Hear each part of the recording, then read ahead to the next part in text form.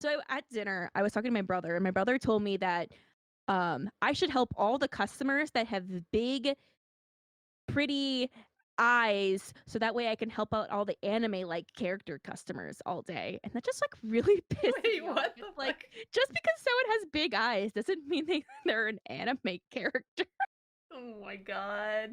And my dad asked, he's like, "Okay, like what kind of anime character? Like which character?" And I'm like, "Oh yeah, are we talking about like One Piece eyes? Are we talking like full moon Arena Tanemura eyes?" We're talking Full Rock moon Lee eyes. level eyes. Yeah, broccoli, where there's no eyes at all. Oh my god.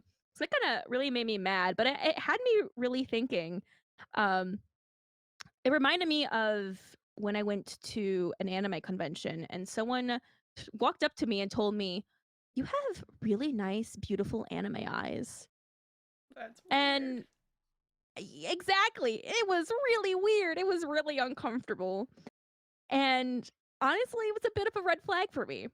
Uh, which kind of gets us on the topic of today's topic today. This is Rice Ball Conflict. I am Shio and I have Cyan with me.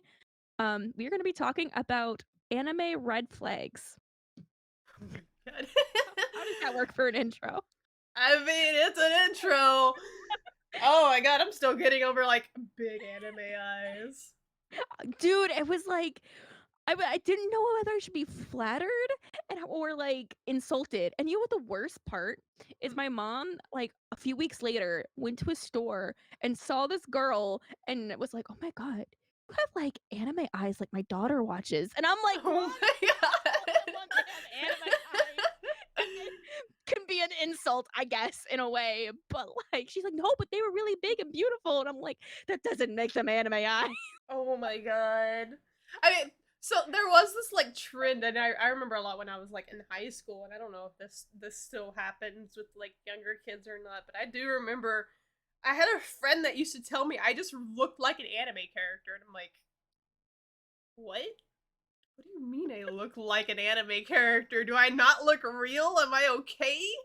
And she's like, no, you just look super anime, and I'm like, okay, I feel like I look cringe now. Thanks. Yeah, it's like, Sorry. do I have like cell animation all over me? Like, Yeah. can you define what an anime person looks like? Because Well, I don't know. am I unaware of the fact that I'm wearing like a hat and clogs hat and I'm Naruto running throughout my job or something? Like, is that what's happening? Because pretty sure like there were a lot of kids that did that in high school. So That, that is true. Even if they were making fun of it, they still did it. Yeah.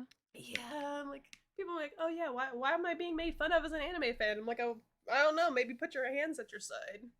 Yeah. Yeah. Just a little bit. But yeah, but the one guy walking up to me just really had me thinking that God, that's just I don't that's it just like went up red flag in the back of my head. I'm like, you know what? Maybe I shouldn't talk to you. Maybe I should just go back and talk to the other guys. Bye. Yeah. No, there's definitely a lot of cringe moments, especially at conventions with like you, I get people are passionate about anime and manga and it's cool and you can let loose at a cons, but then there's that line that you're like, okay, are you joking or are you serious? Because if you're serious, you need to go about 20 feet that way. Because Yeah. This was like at like a it wasn't a speed dating panel. It was like a speed friending oh god, panel. you Which went to those? I I was last year, girl. Oh my god, you go to those. I don't have friends in my area. I'm like, well, maybe I'll find someone I can like enjoy the con with, maybe. Um, I was actually planning on going again this year, Oh my god.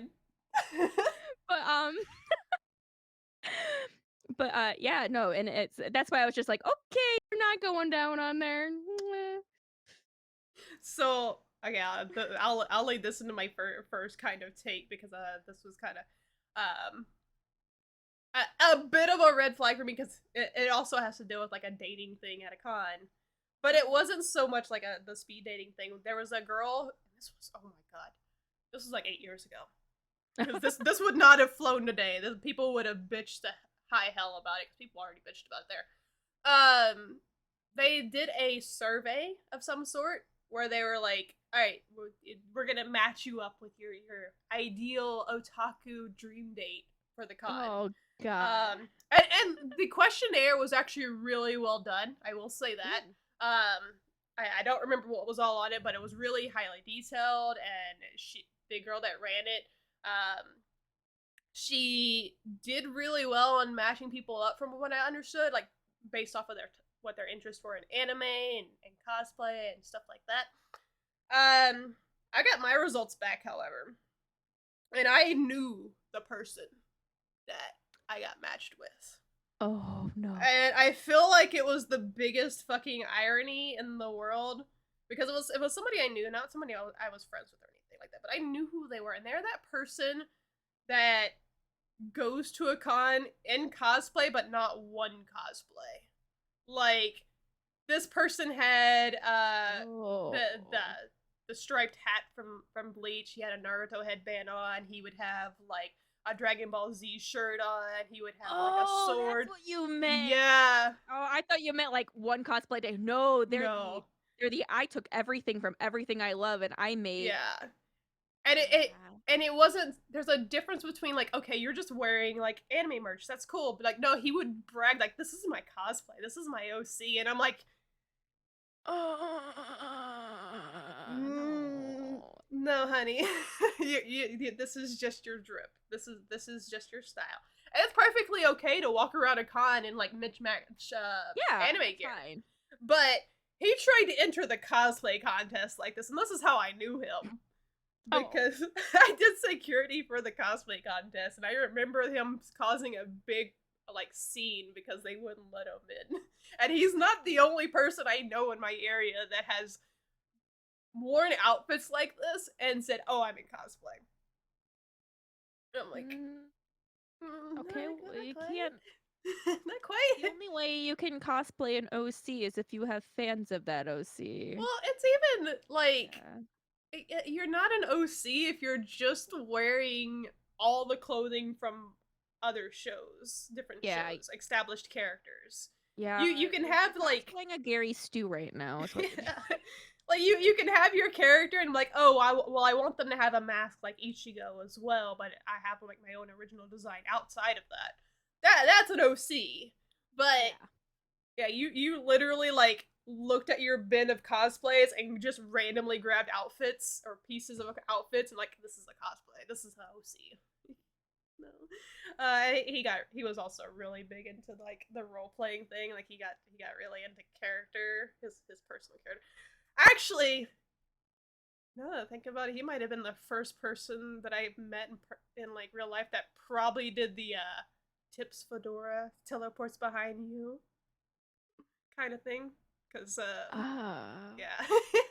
I'm thinking he didn't specifically do that, but he would actually like word out what he was trying to do. Like, I'm gonna hit you with my ultimate attack if you don't stop, and like grab his sword, and then like, I'm gonna unsheath my sword right here, and you're gonna see a giant wave of energy blast, and I'm like, this sounds like the biggest Chuny conversation ever. This is actually, I considering Chuny is a very new concept to me. I know it's been around for a while, but I've never actually knew what it was until like maybe 2 years ago. That is Chuny. That is that. Yeah. Okay. Yeah. Okay. So my first red flag is in real life Chuny. I mean, we all have our Chuny moments, and I'm like, oh, because I was about to say I've had a few Chuny moments myself, and I'm like, oh, now I'm a red flag. Oh no. Well, we can never date. I'm sorry. No offense, but that's totally fine. I love you. Not like that. Yeah, likewise. Pretty sure we faint over the same guys too often to like want to date. That's true. What's your first red flag? Okay, my first actual red flag is kind of going off with someone I met. It's oh gosh. So essentially, I went on this date. I'm going to explain the story first before I tell you what the red flag is. Go for it. I went on this date one time. It was like post-COVID, so it was just opening up. I was new in town, but not really. And we went on this date to like this restaurant. We were talking, and they were like, "Oh yeah, like you were an anime fan," and it was something like you talked about. I'm like, yeah, and they're like, "Oh yeah, like I love anime." I'm like, "Yeah, I collect it and everything." And he's like, "Yeah, the only one that I really collect and really like and keep up with is Overlord." Oh no. And I was like, "Oh, okay." And everything they liked had to do in relation to Overlord Oh no. and Isekai. And the sad thing is so I come in this day, and afterwards we did not go on a second date. I was just kind of like, oh, it was whatever. They were a nice person, but I was just like, I couldn't. No, I liked because he talked about his sister. I liked his sister more than I liked him. So like, I was like, ma'am, you and I could be friends with your sister. I don't know about us. Um, but uh after that, I kept running into people, and everyone who told me their favorite anime was Overlord, it just ended up being like a complete weird person that I just like could not be around. I was like, what is wrong with you? So my red flag is for people who tell me that their favorite anime is Overlord. No offense to you Overlord lovers, like none at all, but that is my red flag. It's just every time I've interacted with someone who just unpromptedly is like, my favorite anime is Overlord. I'm like, I'm gonna walk all the way over here because I just don't have good interactions with people who tell me that their favorite anime is Overlord. You can like it. There's nothing wrong with that, but you tell me it's your favorite, and I'm like, yeah, of all anime, it's Overlord, really? Really? Um, Yeah. okay. Well, I'm gonna walk over here now. Bye. I'll piggyback off of that again and be like, I'm gonna make a whole offense. I'm sorry if this is you. Please stay away from me. If any of your favorite anime is a modern day isekai, there's a red flag for me, including Overlord. See, I can take certain ones. If you tell me like certain isekais are your favorite, I'm like, okay, you know what? I can see that. I can't do it with Overlord. I just like no, I can't. I've had enough weirdos come up to me and say their favorite anime of all time is ReZero, and I'm like, are you okay in the head? Did your mama drop you one too many times? Like, I've heard it's gotten better like throughout. that But I'm not gonna stick around to find that out. okay. The concept of ReZero getting better is like, okay, the dog shit stopped stinking after it aged like a week. that is it got better because I dislike all these guys. ReZero is one of the few that I have got pressured into watching. I'm gonna go ahead and throw a second one in here, and this one I know you agree with because we've definitely talked about this, but it's related to Isekai. Oh my god, this might be the thing I was gonna this is the one I think we had overlap. If your waifu is from ReZero, you probably have a problem, and it is a giant red flag if it is one of the maids, because both of them are basically typecast Rei from Evangelion. Because if you don't try and tell me the blue-haired one isn't base Rei, and the pink-haired one isn't just angry Rei the one time she slaps Shinji, then you're fucking blind. Yeah, no, whenever someone tells me that their waifu is Rem, I'm like, so you like a character who basically lives to serve you. And that is their entire personality. That is just that. And that's what I get out of it when you tell me that. It's like, oh, okay. That's the sad thing for me. That's the sad thing is that like there are characters that are the perfect made to serve you character kind of waifu, and Rim isn't even good at that. Like she's very like, okay, she kind of has this trope, but it's not done well, and then she has no personality outside that. People just like her because she had that confession, but also I really dislike characters that blindly follow a love interest after they know that love interest has no interest. I'm like, just fucking give up on them. Like, don't fucking chase it. That's fucking weird. Like, it's so uncomfortable. And she just willingly does it. Yeah, I had other issues with ReZero than this character, but I have issues with everything ReZero. So. My biggest issue was the main character. I mean, yeah. Yeah, but no, th- there wasn't anything that made them compelling to me. I was like, okay, so they had this little backstory, which is a normal story that's in a lot of different. Hmm. It's a normal Japanese like little story that they tell. Yeah. And but beyond that, there there wasn't a whole lot. Granted, I only watched the first 12 episodes. You Hmm. probably watched more than I did. I watched the first season. I don't know how many episodes that was. Too It was many. 24. It was like Okay. 24, 26 around there. So you watched more than I had, but in those first 12 episodes, none of the characters had me. I was not gripped by any of them. Honestly, anytime a character died, I just cheered. I Yeah. was like, "Yay! We have to see them again. They shut up." Yeah. I can tell you in 24 that does not change at all. But that's the case with a lot of isekai. Is just the main character, and I suppose they say it's supposed to be a self-insert, but I hate self-insert characters so much. But Subaru is so much worse because yeah, I guess if he's supposed to be a self-insert, he is a self-insert Here, for oh, he's a self-insert for basically the guy I used in my first example, the Mhm. Mr. Chuni dude. Like, cause he's so cringe. He keeps doing fucking cringe shit and he doesn't stop. You can say he gets better, but this man doesn't stop doing these fucking weird poses and doing all this weird shit. Like that his entire personality is just he's cringe. I don't want to Yeah. watch a series where the main character is just cringe. Exactly. That and like people will be like, "Hey, I need you to do this," or "I need you to not do this, and I need to listen." And there's no reason for him not to listen because it's not like he died yet in this reincarnation. Like Mm-hmm. he could have just followed directions, but no. Instead, he doesn't fucking listen and do what he's supposed to be doing, and that's why he keeps fucking dying. It's because he goes Yeah. off in his own like, "This is my idea of what the things to do," and I'm like, "Can you just listen for 5 minutes?" Please, just do what you're told. Maybe you will survive more than 2 minutes. Please, I beg you. It's just such an infuriating anime to watch. After episode 12, I could not. I was just like, I tried watching this anime twice. Oh my Twice, and I god. got to episode 12 both times, and I just was like, I cannot do this. I cannot make myself suffer anymore. See, No. I forced myself through 24 because like I'm not gonna probably be able to shit on something if I don't finish the entire series that is out, and season 2 was not out yet. And everyone was like, but I think yeah, ReZero was the third isekai that people came into my chat and like, oh no, ReZero's so different from other isekais, it's actually good.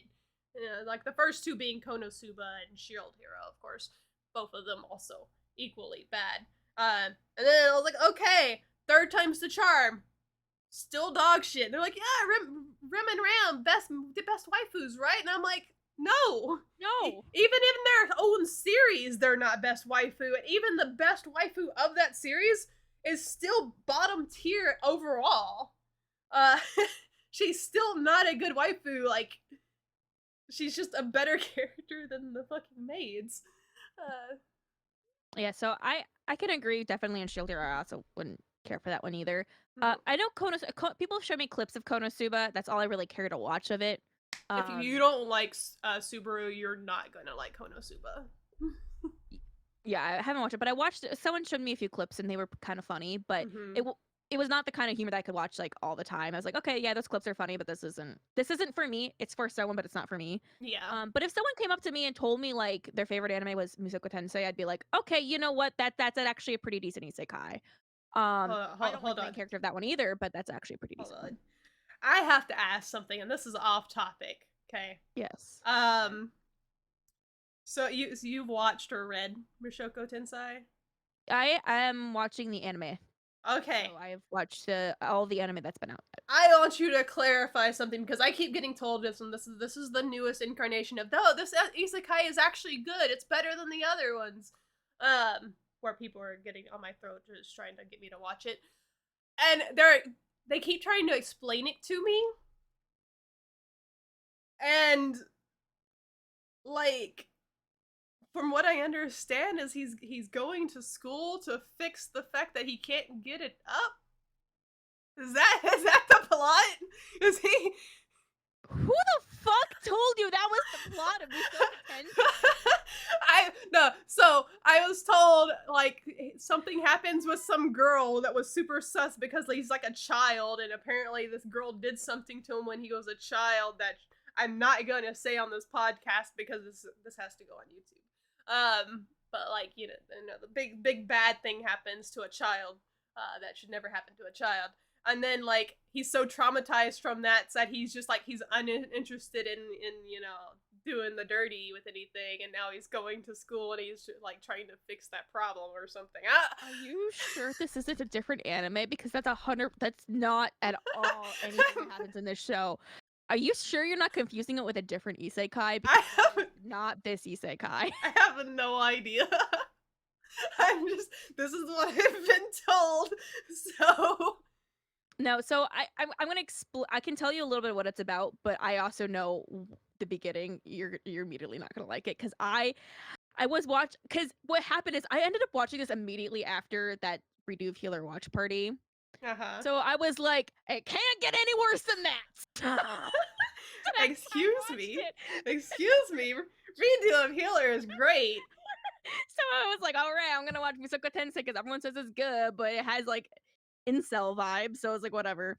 So I watched it and I was like, you know, it wasn't bad. But essentially, it's a main character who, like, in they were like overweight and was kind of a shut in and basically like ended up just dying because they were just like so removed from everything from society. And lived kind of like a sad life, but they were kind of like a fucked up incel degenerate, you know? So they come and they're born in this magic world, and of course it's one of those things where like they have innate talent. The difference with this one is their innate talent only gets them so far. But you do have like those like stupid incel moments, but it ends up becoming like a really character driven story later, and the world building is very interesting, and I think it's like it's pretty good. Like the first part there was a lot of like weird pervy moments that made me uncomfortable, but I'm sticking around. Also, the thing that happens in season 2 that okay. Anyways, there was a bunch of weird stuff that happened, but I'm here for the world building, the character building, because once they establish the characters, the relationships with the characters are actually really good, and this anime made me cry. And if an isekai can make me cry, I'm like, okay, well, you got to be a little bit good. So if someone tells me that, I can completely believe it, because apparently we haven't even like touched the tip of the iceberg in this series. Because I've seen the covers, I've looked at all the covers, kind of know where it's kind of heading, and there's so much more they have to go into, and have barely touched the iceberg, and it's already been pretty good in this like little bit. Yeah. And it feels eventually you kind of forget, like they do draw back to the isekai part a few times, um but he kind of works through his trauma in his other life, while living in this yeah, while being reborn into this other world at the same time. And he kind of starts he basically like a lot of his stuff that he does that's really cringy, it's because he was really fucked up in this past life. And you see him slowly unpack that and kind of work more towards being a regular functioning human being that's not a complete incel. Granted, they're always going to be somewhat of a degenerate because degenerate people are degenerate. We know this. We're degenerates ourselves. And I don't know. It was just I was surprised that I liked it. I'm also I'm looking Like through my I'm not. DMs, and yeah, this is definitely the the same anime that guy recommended to me with that I described. So Oh well. Yeah. That's no. I don't know what the fuck they're talking about, but um, essentially, it's a rough to sit through the beginning, like the first few episodes, but once it kind of starts picking up and characters getting like some characters have been introduced, the plot's kind of going, and he gets a little older. I think it's pretty yeah. consumable. Um, it's been he's grown a lot already, and I look forward to seeing him grow a lot because some of his bullshit and things he says, I'm like, bruh, I'm gonna smack you. I don't know. I just. I can't believe I'm the one sitting here sticking up for Musoko Tensei of all people.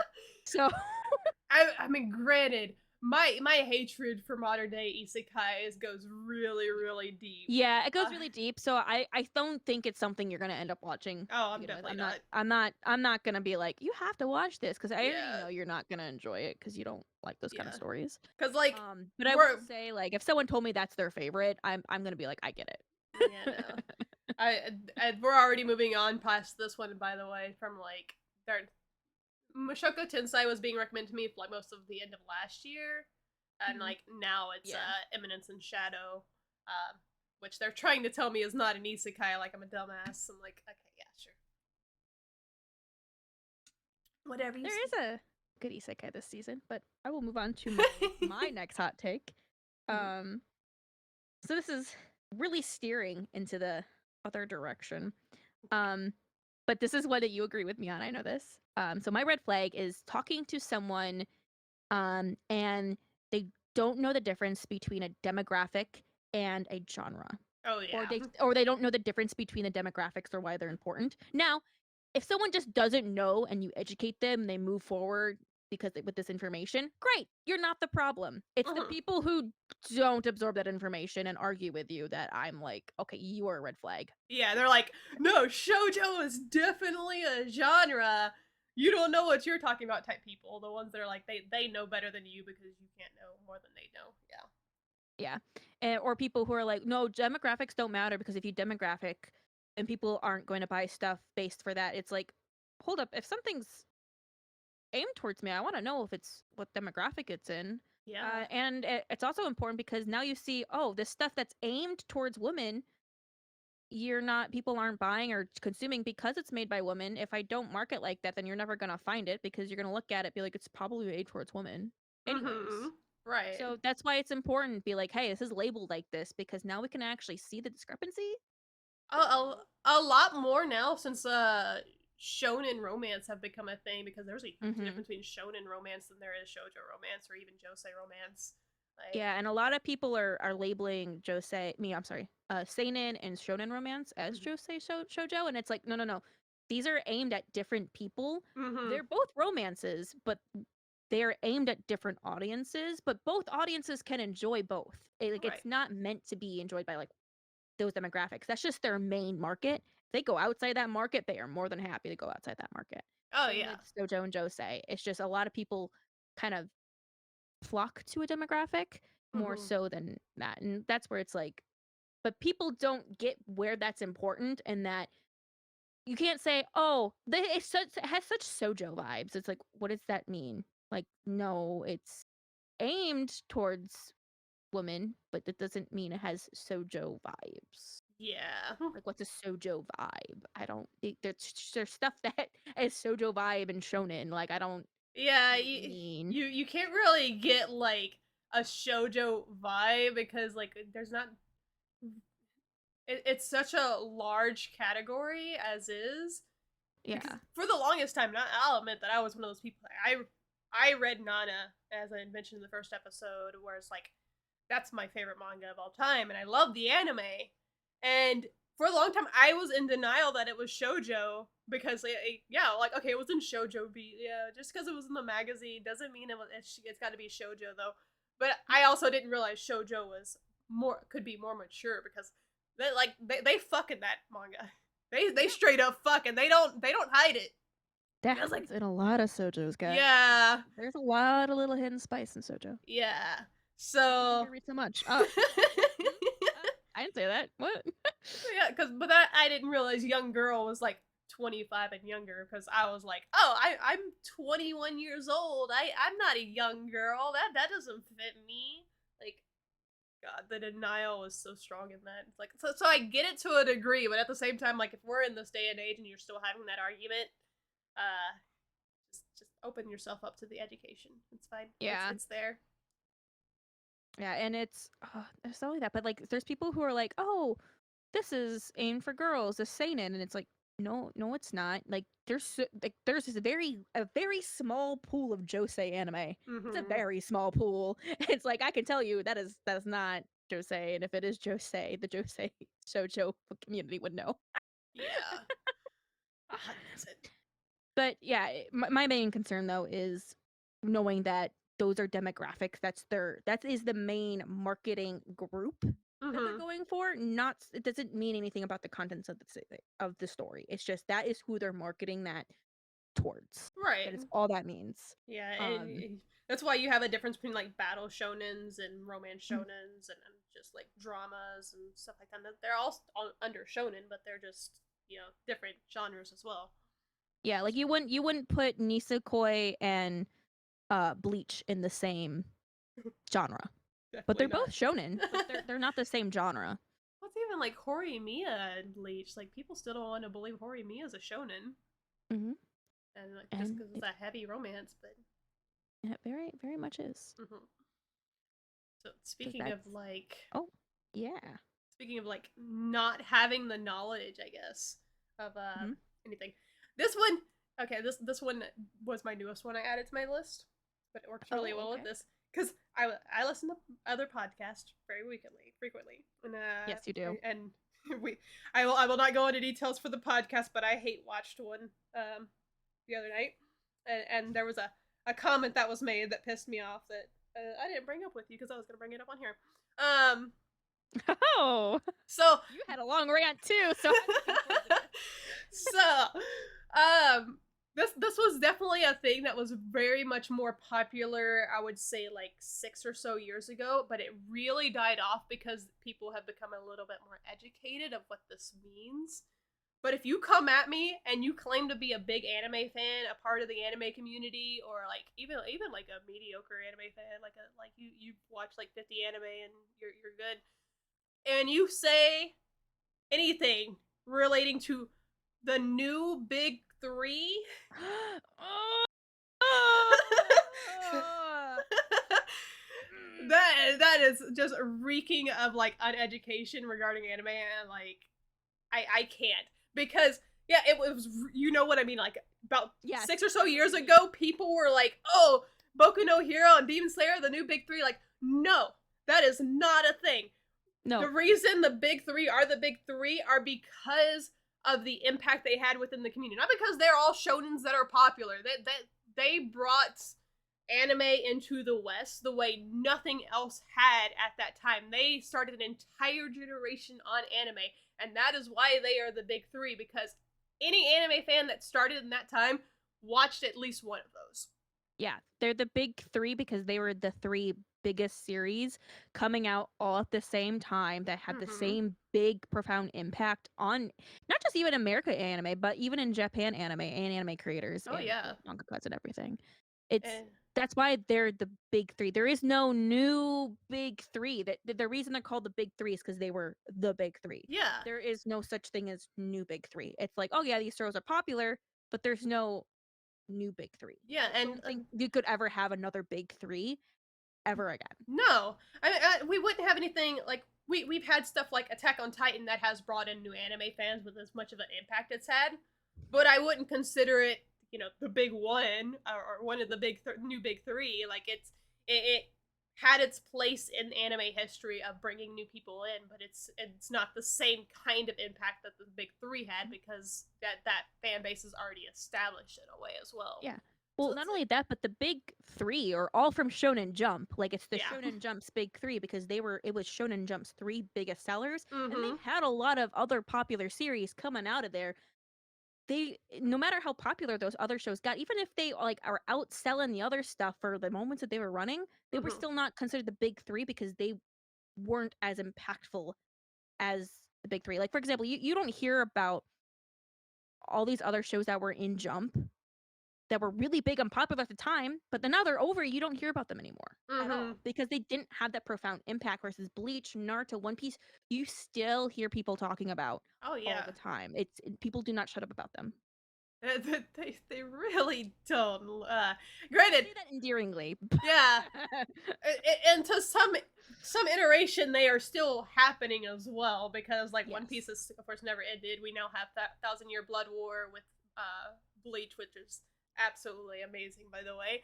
Uh, Yes, yes. and then of course we have as much as it's not really Naruto, Boruto is a continuation of that universe at least.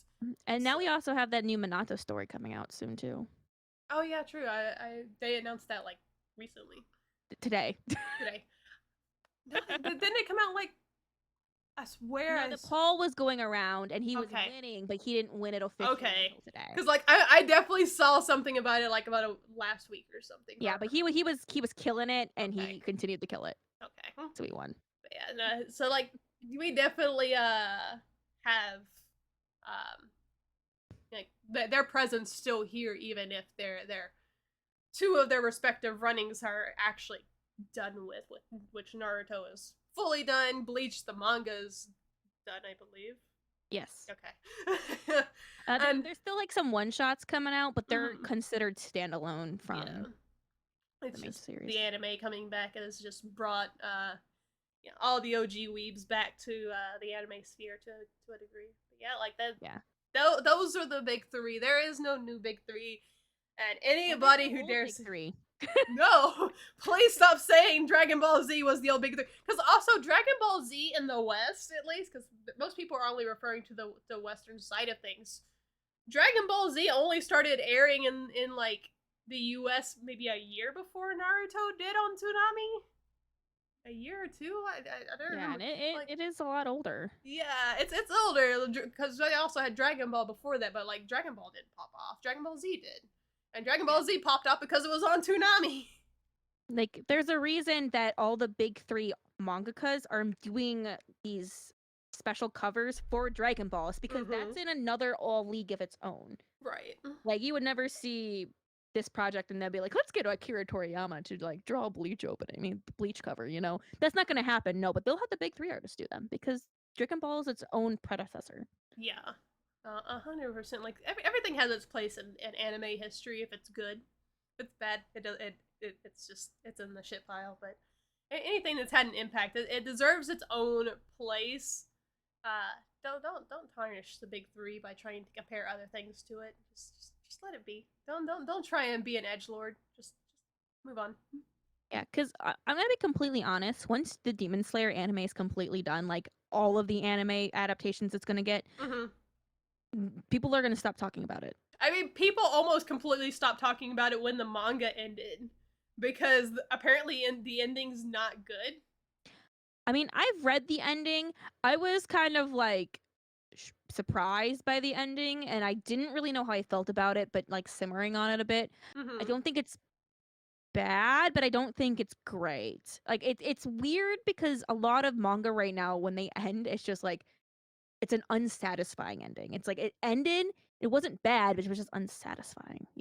I'm gonna say though that's probably one of the best moves they can make, considering most anime that end or mangas that ends, uh, typically if it's a strong ending on either side, it's going to garner a lot of hate because the haters are going to speak the loudest than anything else because Hmm. any anime that's had a good ending, and I guess these manga endings as well, but any anime that you think like, okay, this was a good ending, there is a shit ton of hate for it online as well. Because think of Yeah. Death Note. Everyone hated the ending of Death Note. That talks about it at least. I love the ending of Death Note. I know a lot of people that like the ending of Death Note, but I like Indian Death Note. yeah, but like we're not the one yelling at the top of our lungs about how much we love it, but you have the people that hated it that are screaming on the internet.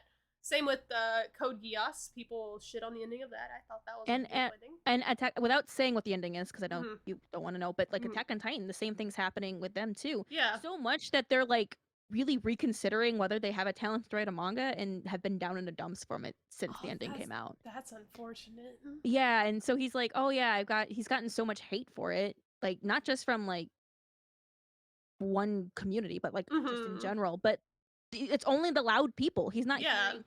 He said that the reason he enjoyed going to, I forgot what con he went to. I think it was one in New York, but he Mm-hmm. enjoyed it because he realized that a lot of people really liked his ending, and he's like, "Oh, people did enjoy it. I Yeah. didn't realize people actually enjoyed the ending because all I hear and see is how much people hated it." Well, it's the same with like Yelp reviews or Google reviews. Like nobody ever leaves a review and says something good. like 90% of your reviews are going to be people that were unsatisfied, because when you have a good experience, you don't leave a review, at least in the Western culture. Apparently in Japan it's very different. Don't unless people are like begging you to do it. Yeah. So it goes true for anime as well. Like, people don't have anything to say unless it's something negative to say. I mean, granted, we've said a lot of negative things today. True. So this is actually really funny, because when we first and for our viewers, we select our topics kind of randomly, because we decided most of our topics, not all of our topics, but like we put some of our topics on a roulette spreadsheet, and we spin to see what topic we're gonna do next. If we can't decide for ourselves, if there's something that we specifically want to do, we'll do it at the time. But like, we're like, oh, second episode, we'll just spin for it. And when it landed on this, I was like, wow, we really went from doing a hot take, so we're really about to shit on a lot of anime community members. Yeah, please give us a chance and listen to us beyond this. Yeah, I was gonna make this the last hot take, but I'll throw this in right now. Hot take: if you take any of this way too seriously and are offended by it, you are a problem. That's a red flag. You're way too serious. We're talking about these red flags, but like, they're just red flags. It doesn't necessarily mean that you're a bad person. It's just like something that's gonna make me a little bit cautious. Yeah, 100%. Because I'll be honest, I'm the first one to judge somebody based off their anime interest. And that's to put it mildly. And I'll do, and that's just because like all I really hang around with is people that talk about anime or in anime. I could never see myself actually dating somebody who wasn't hard into anime. I've tried. It did not work out well at all. Even if they're like interested in it and they're just not into it yet. Since anime is about all I watch, it's really, really difficult to have that language barrier, basically. Of like, I'm using weeaboo terms, and they're looking at me like I'm speaking Spanish. But yeah, so I couldn't ever see myself dating somebody, so like, their opinions on anime really matter to me. And even in friends, like, most of the people I interact with are all anime fans. To some degree, even if they're not like big anime fans, they at least get some of the references I say or understand, or if I have something I can recommend to them, that they'll go and watch it. Yeah, or they love me enough to tolerate that part of me. I have converted all my normie friends into anime. See, they listen to me talk and they're like, yeah, that's fine. They just like pat me on the head, be like, you do you. Mm-hmm. You can try, but it's not gonna happen. And I'm like, yeah. I've 100% tried and succeeded, mostly because like, so I also go to the Renaissance Festival nearby, and this is a slight tangent, I'm sorry, but you're good. So I go to the Renaissance Festival. There's a few of them near where I live, and I have some friends that work out there, and they're into like the Viking stuff and the pirate stuff, and old England and all the like super old school stuff. They don't get the anime side at all, and a few of them were starting to shit talk because we get cosplayers sometimes out at the Renaissance Festival, going in dressed as One Piece characters or dressed as Black Butler characters, and they're like, oh my god, the fucking weird anime people are back. And I'm just like, I got to a point, I'm like, okay, you're watching this, I'll see you next week, I want to hear what you talk about. And they watch it and they're like, oh, okay, I understand now, never mind, I'll back off. So that's nice. At least you got friends who will actually watch it after you say something like that. My friends are like, yeah, and they never do. I mean, also, I'm putting this very mildly. I am very bossy when I want to be. Yeah, that is true. You are.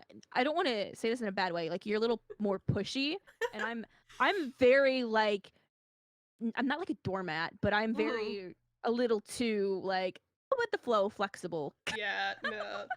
I get very, very like, if it's something I'm passionate about, I will not relent until I get my way. Yeah, I am more than aware of that. I am more than aware of that. We have gotten some arguments where we've both gotten very heated. And well, Let's not dredge up the Vampire Knight debate again. Okay, you know what? That one's not even the bad one. That one's just like we're arguing it and we're getting like bruh about with each other, but that's not even the one. Like I know we've had arguments where we both left very angry at each other. That's fair. That is fair. I was like, she's definitely super mad at me, and I'm like, and then like 3 days later, I'm like, I hope she doesn't actually hate me. Like, So what's a really funny thing is like so I get this a lot. I get it a lot in my chat as well, especially when like Isekai gets brought up and people are like, well, you don't have to get mad over it. And I'm like, I rarely ever actually get mad. You're just very intense. Yeah, I'm like, I'm never mad. It's like if I'm mad, you're going to know I'm mad. But like when I'm arguing something or debating something, I just double down on everything, and it comes off in a lot of pressure, and people think I'm mad. And I'm like, no. I start getting louder, and I start getting more intense with the way I'm wording things, and I start getting more generalized, and people think, oh, no, she's being short with me. I'm like, no, I'm trying to simplify things because I'm tired of having this argument. But yeah, I'm not mad. You getting into an argument and a debate is very, very different from you being angry. Which, and I'm like, oh, she's mad. Actually mad. Okay. Yeah, because I've seen that. Yeah.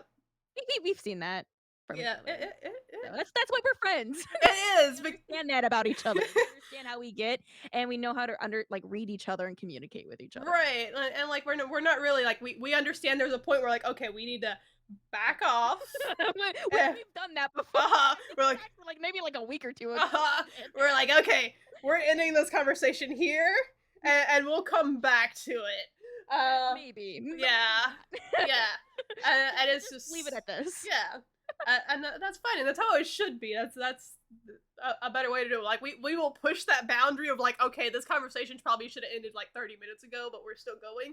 But yeah, it's and that's the kind of friends you gotta go out there and make. You gotta meet people who you can just be yourself with and not worry about it, because if they're your friends, they'll come back around no matter how you're acting. Which, well, this doesn't mean to be a complete asshole to your friends. No. It means that as long as you are communicating, you understand each other. Like, that's the kind of friendships you need to be making. Which I will say right now, some of my friends from high school, which I don't really interact with them much anymore. Like, I still have them on Facebook, but like I haven't talked to them in like years. But some of them have found my streams. Oh, and they haven't they haven't talked to me in like 6, 7, 8 years, and they're like, oh my god, you've changed. Because in high school, in high school I was coming out of being mute, so I was very quiet. I couldn't talk for very long anyway, but even when I did talk, I was just like, I would just always kind of agree with everything, and I would just kind of like sit there, and like they would talk about weird things at the lunch table, and I was like, oh yeah, that's cool. And they're like, oh, what do you want to do? And I was like, oh, whatever y'all want to do. And I was very much that kind of person in my senior year of high school. And so one of my friends jumped into my stream when I was shitting on Pokemon. And he's like, wait, this isn't you. You don't yell like this. You don't argue with people. When did this start happening? When did this Cyan take over? And I was like, is it really that different? They're like, if I didn't know your voice so well, I would have never guessed. I was like, oh, I'm sorry. I didn't realize. So yeah, like I'm very different from what I was like 10 years ago, and I knew I had changed to a degree. I didn't realize how drastic it was until like I think back on it. I was like, oh yeah, I did just kind of like agree with everything. I think that's probably why I'm as like hard on it as now, because like I'm making up for lost times. I didn't have opinions when I was in high school, and now I have them. And now I want everybody to know them. See, I'm the same way, except with like buying anime merch and manga volumes. It's like I couldn't buy anything then, I'm buying everything now. But no, I'm kind of not so much the same way, because my friends in high school didn't like anime or any of that stuff. So like, but now it's like I talk about it a hell of a lot more.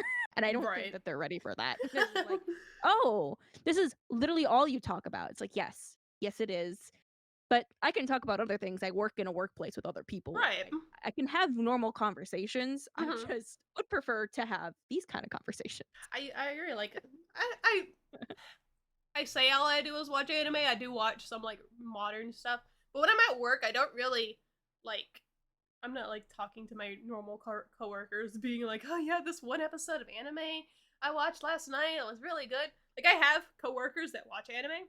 I have a lot of coworkers that watch anime that I talk that with, but the older ones that don't, like we just talk about work, bro.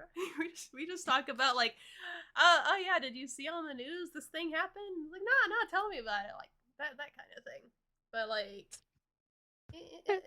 high school though, like all my friends were in anime. It was my first time actually having friends in real life that were into anime. So I was like, this is cool. I'm happy with this.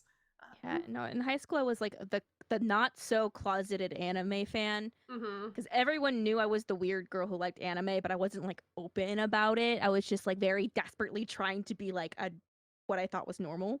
Right. Now I go to work and I walk up to every single coworker. I'm like, look at the manga I just got. Look at all of it. I'm so excited. I get to finally reread all of it. Oh my Like, goodness.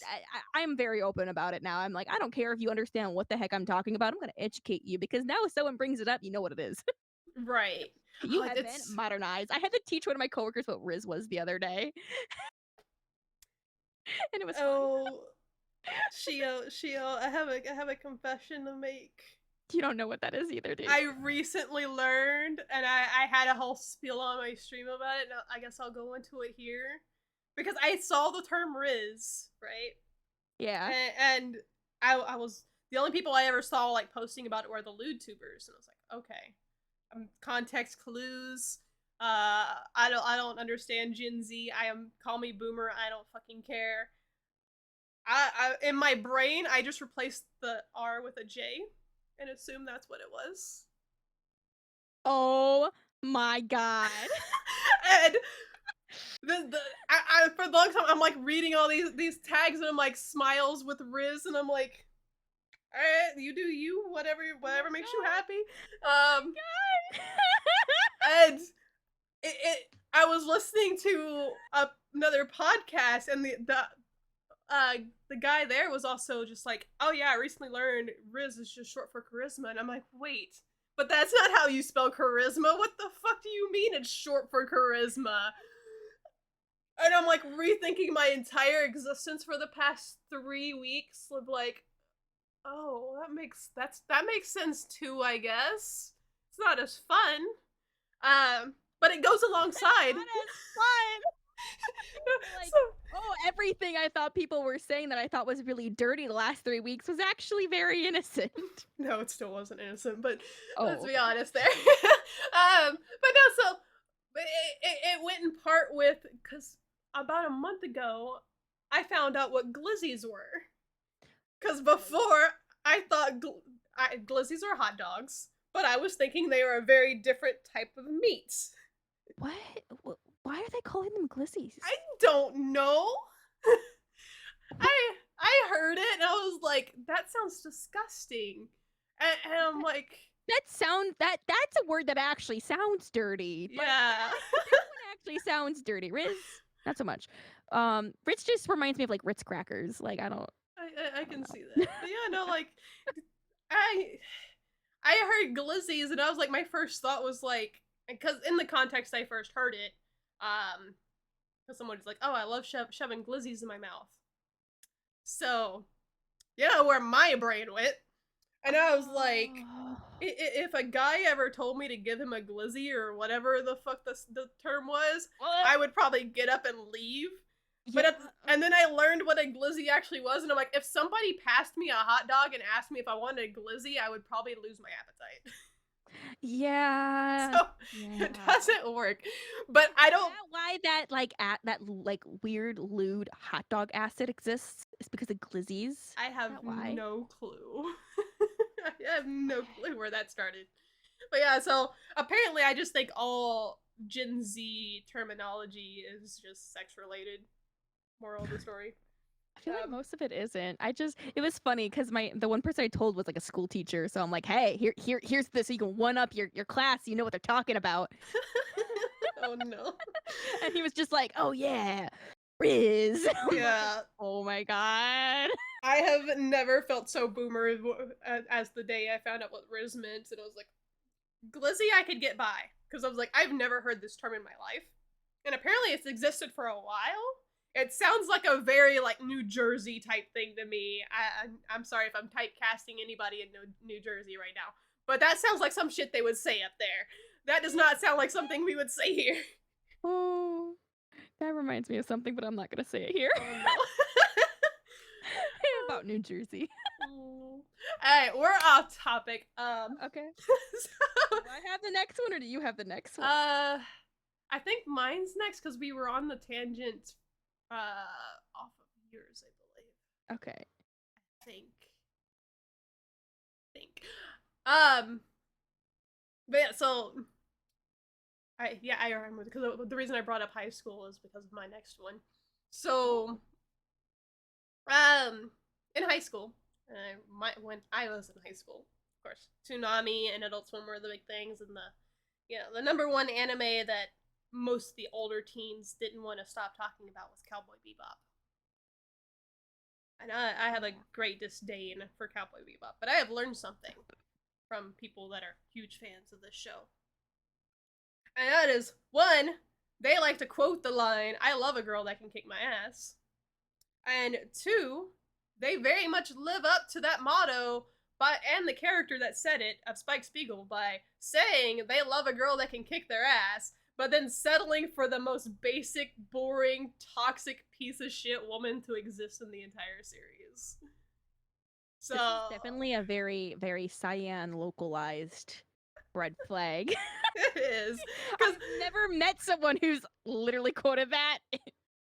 Really, I've encountered this scenario at all. it is literally like, so I've watched Cowboy Bebop like 3 times, and like, I'm sorry, he's in love with this girl Julia, and from what I understand, like Julia was with the main bad guy, and she like cheated on him to be with Spike, which is why the main bad guy is mad, but she doesn't really do anything, so she just runs because she's kind of useless, and then she just drags Spike into the problem because like she just is the problem, basically. Boy Bebop spoilers, by the way. Yeah, I'm sorry. I don't give a shit about spoiling this fucking show. Like, it's literally an episode of the series, considering the entire series is just episodic, and then they put the plot in the last 2 episodes. Pretty much. No, so, but yeah, so like, anyone who's like, I relate to Spike, that is the first thing I think of. I'm like, you relate to Spike. Okay, you have no taste in women. You want to date Rim. We're going back to these guys want to date Rim. Like, because also, like, I feel like most of the guys that related to Spike also were big Rey simps from Evangelion. I remember having a couple friends in my group that we first started watching Evangelion, the original series, together, and I loved Asuka. Asuka was my favorite. And they were like, ew, Asuka's gross. Ray's the better waifu. And or it wasn't waifu back then. We didn't have that terminology, but she's the best, better character. Like, she's the best white Because character. it was before Best Girl. It was Yeah. before Best Girl. But like she's the better character. Like she's the whatever. And I remember them like they all had Ray merch from conventions, and they would always like, you're weird for liking Asuka. Ray's the better character. And I'm like, what character? She's literally made to be a non-character. She's literally just she's literally a placeholder. yeah, like that is the character you're saying is much better, is the lack of character. Evangelion spoilers, by the way. Yeah. I mean, not really. You can really figure that out Yeah. from, like from the beginning. Like, she's Yeah. a placeholder. Yeah, so it's like she just doesn't really have any character, and it's always been like the same, like the Cowboy Bebop, I want to be Spike Spiegel guys, or like, yeah, my waifu is Ray, same kind of people. And I've still noticed that today, like the people that share the meme of I love a girl that can kick my ass, or I will typecast you immediately as, oh, okay, you just don't have taste in women. Understood. Yeah. Alright. All right. I don't have anything to add to that because that is a very I've never experienced this and ever. Yeah, I'm very passionate on my hatred for Cowboy Bebop, and it actually gets me almost as much hate as my hatred for isekais. Mhm. Okay, so my next red flag is this is actually something that happened yesterday. Because there's an anime con I'm going to coming up. It's called Anime STL. I'll be there, so say hi if you see me. Um, and I was like, hey, one of my coworkers was interested in going, so I was telling him about that. And he's like, oh no, I just like to go, so I can pick up anime loving woman. And Mm. to me, that's a red flag. Don't go to anime cons just to pick up girls. Like, don't do that. Like the girls are there to enjoy the anime con. Okay, that goes vice versa, I will say, because I know just as many girls that go to cons to pick up guys because they think they're gonna have an easier time of getting guys because all the guys are not used to talking to girls. Yeah, both ways, but like Yeah. don't go to cons to pick up people. Go because you want to experience the con. Making friends along the way is fine. Finding Mm-hmm. love there in the meantime, yeah, whatever. But don't go there for the sheer point of trying to find someone because you know what? That's a little creepy. Just a little bit. Especially since a lot of cons have a big mixture of age pool people. Like Mm-hmm. don't go to cons to find a date. Just don't do it. Like that's I was just kind of like, maybe it's a good thing you can't go with me. I love like you're my main man, but like I don't think that I've changed my mind. I don't think I want to go with you anymore. Yeah, no, I've definitely seen my fair share of guys that are like constantly going to cons or like at the conventions hitting on like every cosplayer they see as well, or vice versa. And this is my bias because for me sometimes the females are worse because we have this whole thing at cons now that it's wonderful. It's cosplay is not consent, which means you can't touch a Yes. cosplayer without asking them. Like you get a picture of them, you make sure they're okay with you putting their arm around you or whatever. Like there's a whole like group for it. Um, but at the same time, that this generally is backed up mostly to keep guys from touching the females. But I have seen literal females walk up to my friends who are decently built, cosplaying as who's the dude from Devil May Cry? Dante? I, Dante? I have no idea. I haven't seen it. I think it's Dante. I do know the game. I promise. I just haven't played it in like about a decade. But yeah, so he cosplays that and it's an open jacket. He's got ripped abs. Ads. He's just got like ripped like advertisements on their body. Yeah. But like he's there with his girlfriend, and some girls come up and ask him for a picture, and they take the picture with him, and then after they're done taking the picture, and they're like, "Oh my god, your abs are so nice," and they just run their hands across his abs without even asking, and his girlfriend's just like standing there fuming, and I'm sitting there, I'm like, "You're not gonna say anything? I'm about to say something," and I immediately like, "Hey, what did I say? I said something about like, hey, get you and your girlfriend over here." And one of the girls thought I was talking about them, and then he grabbed his girlfriend's hand and walked up to me. And both the girls just kind of like gave snide looks at the girl he was with, and I was like, you're fucking bitches. But yeah, so like it's a horrible thing that happens at cons on both fronts, where like Yeah. you go and if you're mildly attractive, you only have to be a 10 out of 10. If you're mildly attractive, you're going to get hit on at a con. Oh yeah, 100%. Like It's unfortunate. It really is, and it's just don't be the person to do the hitting on. You know, talk to people. and don't tell people they got pretty anime eyes. Like that's not cute. That's creepy. Bro, I'm going to Anime Expo and I'm telling the first guy I see that he has Rock Lee eyes. Man, you have the most gorgeous Rock Lee eyes I have ever seen. What them eyebrows do. Oh Wiggle, my god. wiggle. Oh my god. Oh no. Oh god. Mm. Maybe we're the red flags. We, I'm definitely a red flag. I'm not even like. At the end of the day, everyone has red flags. We are all a red flag. No one's perfect. Just Yeah. No, I'm not. I'm oh. definitely a bitch. It's fine. Going on the the con side of things and the cosplay side of Okay. things. Are there any? This is open because I can only think of female versions of this because I look out for a lot of my male friends. Are there any cosplays that you think like, okay, this person's main cosplay is this, and it's a red flag? Because I have a few female ones, but I don't like if a girl cosplays as a Toga from My Hero Academia or Harley Quinn, which is basically the same thing. I give them a wide berth. If they cosplay what's the fox chick from League of Legends, Ari, they are extremely high maintenance and probably a pillow princess. If they cosplay anything from Danganronpa, yeet them into the sea. Um, No, I don't have anything wrong with Danganronpa cosplayers. every Because Danganronpa cosplayer I have met has been mentally unstable to a high degree. I am related to a Danganronpa cosplayer, so I'm sorry. I love her. She's great. You're listening. I love you. Continue doing you because I'm proud of you.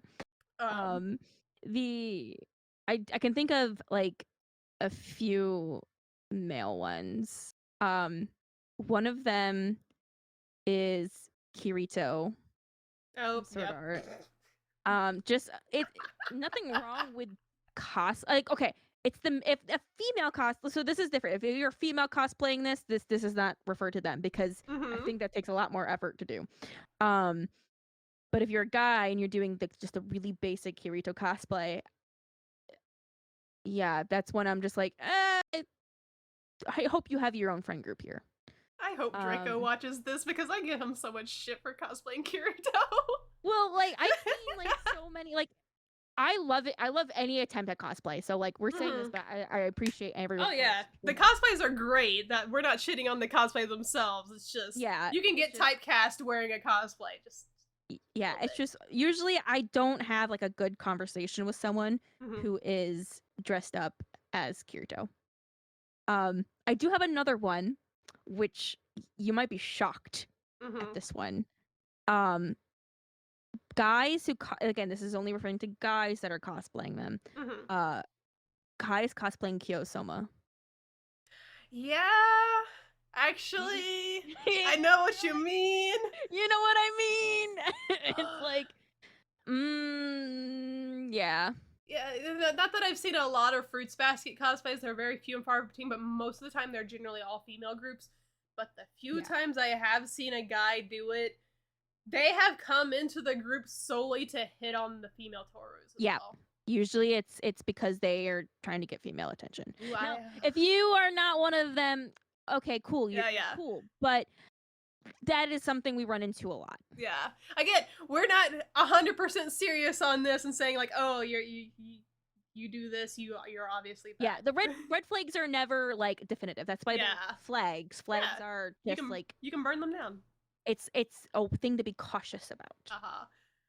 I do have a male one I thought of. And this Oh, is not as prevalent now, I suppose.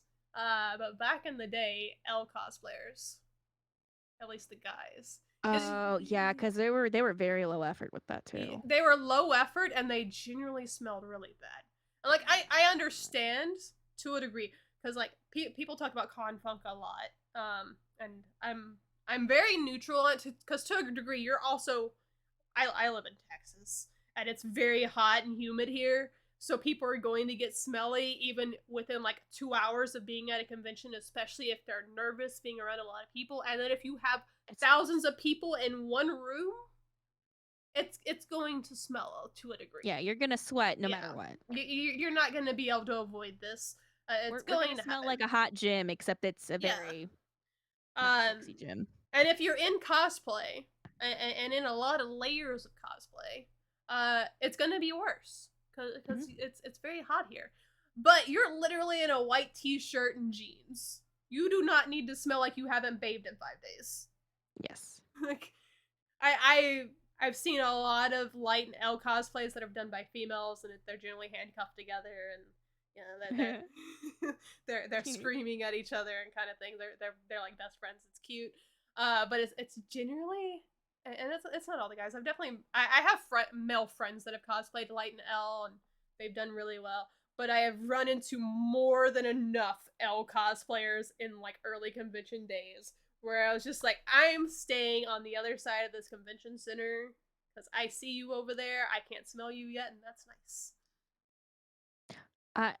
I thought of one it's not necessarily male or female. It's not necessarily a red flag either. It's just I get intimidated and like scared because I don't know. I think it's like my like high school like flea like instinct going on. But whenever I see like a large group of like Croak in a Basket or Haikyuu or home like I guess Homestuck Homestuck is a whole other bag of worms. But like whenever I see a large group of like sports cast, like a group, I'm talking like 5, 6, 7, 8, 10 people in all like the same like kind of same style, and they're all together. It's not like a cosplay meetup. Like, these are all friends who coordinated these. I get intimidated, and I want I want to run. I feel like I'm about to get bullied. Like, yeah, I'm like you like are the popular kids. I think I'm gonna run. So like, not a red flag, but that gives me like that fight or flight instinct. I will agree with this, but that's mostly because we had a group that was very local, and I don't think most of them go to conventions anymore, but they were our Bleach group, and it was great because I had just started getting into Bleach around the time, so I was really excited. They all cosplayed from the captains basically. I think there was like 6 of them, and then they had an Ichigo, and at the time. They didn't have a Yoruichi, and I had just bought the cosplay. And I remember, like, I brought the cosplay to the con, and I went and put it on, and I went to go find them because I wanted to get a picture with them because like, oh, other Bleach cosplayers, and it's a huge group. This is gonna be great. I was basically told they didn't want to take a picture with me because they were a group. They were okay with me taking a picture of them, but they were all friends and they didn't want to take pictures with people. And this was like my second convention, and I was like a little heartbroken because I was like, oh, okay. Yeah. But I learned. I get your heartbreak, but like, I also understand their standpoint too. Yeah, but I was like, I'm not asking to post it anywhere because this is before Facebook posting and stuff like that. This was just like a picture for me, you know. Yeah. But they went to conventions quite a lot in the area as Bleach for a while, and then they also, I think they did a Prince of Tennis group, and they were kind of always like that, and they wouldn't let anybody into their group. Anytime somebody tried to be like, oh, do y'all need another character, or like try to get pictures with them, they were just always getting like kind of rude with them, and they got more and more aggressive about it. So that's my only real experience with a large pre-assembled group to a degree, and it's because that doesn't happen often.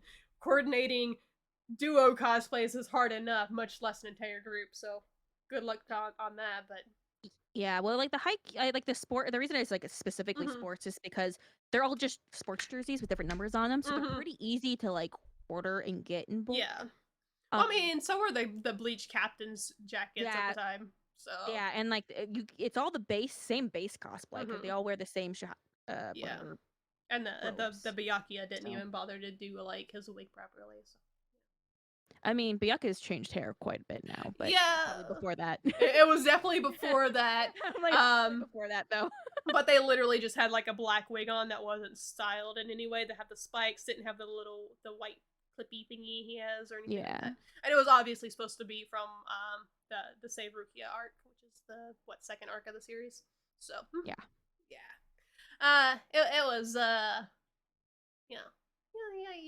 being snobby, and again cosplay is good regardless of anything, like, but if you're gonna be that snobby, at least style the wig. I just be polite in general. Like, people don't always have ill intentions when they approach you. Yeah. Like, there's a lot of people who do, so it's always good to be on guard, but also don't be an asshole to everyone. Yeah. Oh, also, so I brought up the Danganronpa thing before, and like my biggest like thing with bringing up the cosplay thing is there was a local cosplay, and I'm not gonna get into the full thing of like the crime that she committed and stuff. Yeah. But she's mostly there's a girl that's local for me ish, or was local to me. I don't know where she is now. Who's known for her toga and her Junko, I think is the character. Yeah, Junko. Danganronpa cosplays. And she has always been kind of nuts. I guess. Putting it mildly. Yeah, I like she got a lot of hate that she didn't deserve. I will agree with that, but she got hate. I think she did deserve as well, especially after certain things. I don't want to bring into that because it's not drama that's got her. It's an actual crime. So I'm not gonna say anything on that, but she's the face of anyone for me whenever I see a Toga cosplayer or a Danganronpa cosplayer, because she was the most popular one in our area, and she was just fucking nuts. So, and I have again not met a Danganronpa cosplayer that has not been at least to some degree absolutely unstable. I kind of forgot Junko existed. So I can see where you would get that. Yeah. I mean, she is the most popular one. Yeah, she's the most popular one. I think the other one is like one of them from like the games. Yeah. That are they might have been in this. Well, they were. I don't know. But they were like, I remember after watching season 1, because I didn't play the games at that point. Seeing people talk about this character that was only in the games at that point. I'm not sure if they were in the anime or not. It was like I'm gonna screw up their name. But yeah. I've never watched or played it, so I wouldn't know any of them. I only know Junko because she's like always talked about. There is one, a friend of mine who I will say he does a Danganronpa cosplay, I believe. I don't remember what character it was. He always talked about having hope or something. Oh yeah. Yeah. Yeah. And he's a sweetheart. I absolutely adore him. He's one of the sweetest friends I've ever met. But the main reason he cosplayed that is because his girlfriend also cosplayed Danganronpa, and his ex-girlfriend. She's fucking nuts. She was not only crazy when they were dating, she became even more crazy when they broke up. So, my point stands. Yeah, next red flag. So my next one is it's more like when I interact with like younger people. I already know that what you're gonna say about this because you're gonna kind of agree. A red flag is when you talk to someone, they won't, and they say that they're not interested in watching an anime because it's old or looks old. We talking about anime recon now. I not specifically, in general. Yeah. Run into that, being like, oh yeah, you should watch this. Like, oh, but that looks old, and it's like, he's just that's why I'm recommending it, because it's a classic. Yeah, and it's really good. So watch it. I've met a lot of people like that. It's just Recon's known for going on his channel and being like, oh yeah, that's an older anime. I'm not gonna do that. I kind of hate watch some of his content. Some of his content's not bad, but most of the stuff's about Isekai, so I don't really watch it. I have no opinion. I'm like the worst Annie YouTuber watcher ever. I watch what I watch, and if I don't watch it, I don't watch it. It is great, but he's definitely the one. If it came out more than like 5 years ago, he's not gonna watch it because it looks old. Yeah, but that's one of my red flags. It's like, no, give it a chance. Because there's a reason someone's recommending it if it's older. It's like, I'm recommending it because there's so much new stuff, and it's all kind of the same. There's a lot of like, not the same, but there's a lot of things that are just really similar to each other, or this got greenlit because this other series that was like a similar theme got greenlit. Like, you could see the strings of like the market. I'm recommending you something that's kind of outside that scope, so you get like a nice refreshing mix of things. Yeah. Like if I recommend, I'm going to use it because I talked about last time, Eureka 7. If I recommend you Eureka 7, yes, it's going to look old as shit, but it's going to be a good time. So I never understood this because, like, even stuff that looks newer, or I said it looks newer, but like even stuff that comes out now that people are like, oh yeah, this is a great anime, doesn't look that great. Most isekais don't look that great. A lot of the lower budget ones, yeah, they don't. Yeah, so and people will watch those before they will go back and be like, no, it's an older anime style. It doesn't look as good. But And just then because it's a different resolution doesn't mean it's bad. yeah, and you'll have the same ones like, oh, I'm current with One Piece, but I'm not gonna watch anything else that's older. Like, okay, I'm sorry, but new One Piece does look good. But if you made it through that much of early One Piece, but you won't go back and watch like Get Backers or Tenchi Muyo or something. I don't know, something came out in the like early 2000s because it looks old. That animation looks so much better than like the first 3 arcs of One Piece. I'm sorry. I love One Piece. I'm a huge shonen whore. I don't hate on it for any degree, but I'm also not one that holds animation quality in like high regard. It's like it's a bonus if it looks good, but it doesn't necessarily have to look good. It takes Yeah, you've watched some really ugly shit, girl. I've seen like what you've watched, and some of it I'm like, that's ugly as shit. I would never watch that. I'm like, I would not put myself through that. For me, it's characters first. I have to have the characters. I have to have the character growth or like any kind of like development done, and then it's story and world building, and then like animation's a side thing for me. That's why like Demon Slayer looks fantastic. Everything else about it is no. So like it can have the best animation in the world. I'm not going to watch it. I'm sorry. It can look all as appealing as it wants, but if the characters aren't there for me, I'm always very character focused with shows. Like there has to be at least one character, even a character design. It doesn't have to be the best drawn character design, but if they stand out enough to me, that I'm like, all right, that's my baby. I love him. I'm gonna watch the series just for him. I'll do it. Yep. I'll binge watch. That's how I got into a lot of really shitty shows I've been watching recently. So I mean, I understand that because there's a new anime coming out right now. It's called Loving Yamada. I mean, I don't know. I'm gonna mess up the title. It's like Loving Yamada-kun at level 999. It's pretty. When I first read it, I didn't really care for it too much. But now I've watched it. Now I've just recently been watched the whole thing. The only reason I stuck with it was because someone shared a panel of this character having like bedroom eyes. Oh my god. And I went wild. I'm like, okay, I gotta read this whole thing just so I can get the full context of the scene and just read this whole thing. So that is the only reason I powered through it.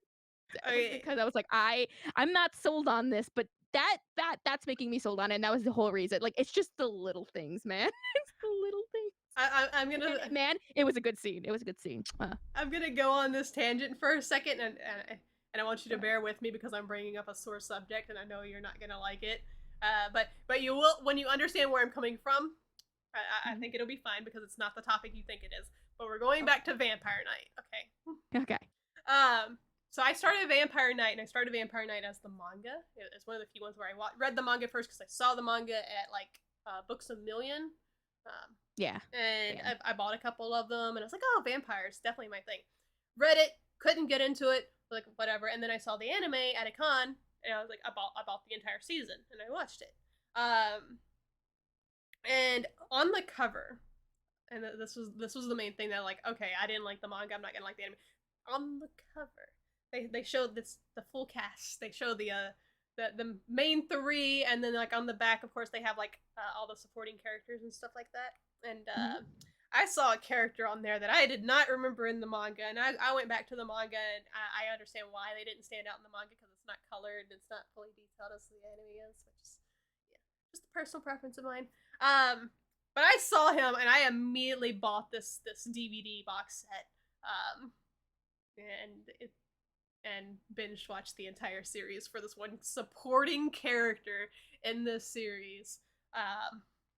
and it does not hurt that he is voiced, and I will say, not my favorite voice actor, but a voice actor that has played some of my favorite characters in anime that I had watched up until that point.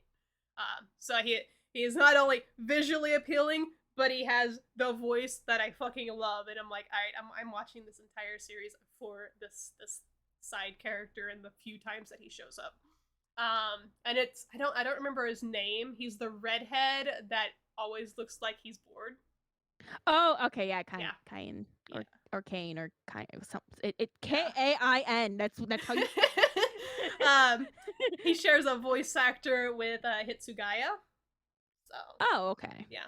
So yeah, I got into Vampire Knight.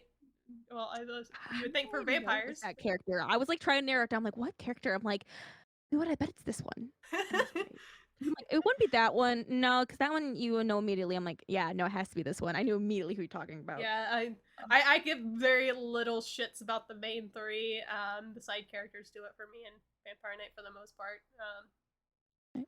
So, But I'm gonna tie back to my take because mhm. I have something that's kind of like also the flip because it was don't watch any like people who won't watch anything that's old. Yeah. There's also another spin on this that it's kind of more something I see from people who like shoujo anime, Mhm. where they say this is a red flag that I think is people who say, "Oh, there's no good sojo nowadays. Like they're not making any. There's not good." Yes, that would have been true like 5 years ago because there's Yeah. hardly any.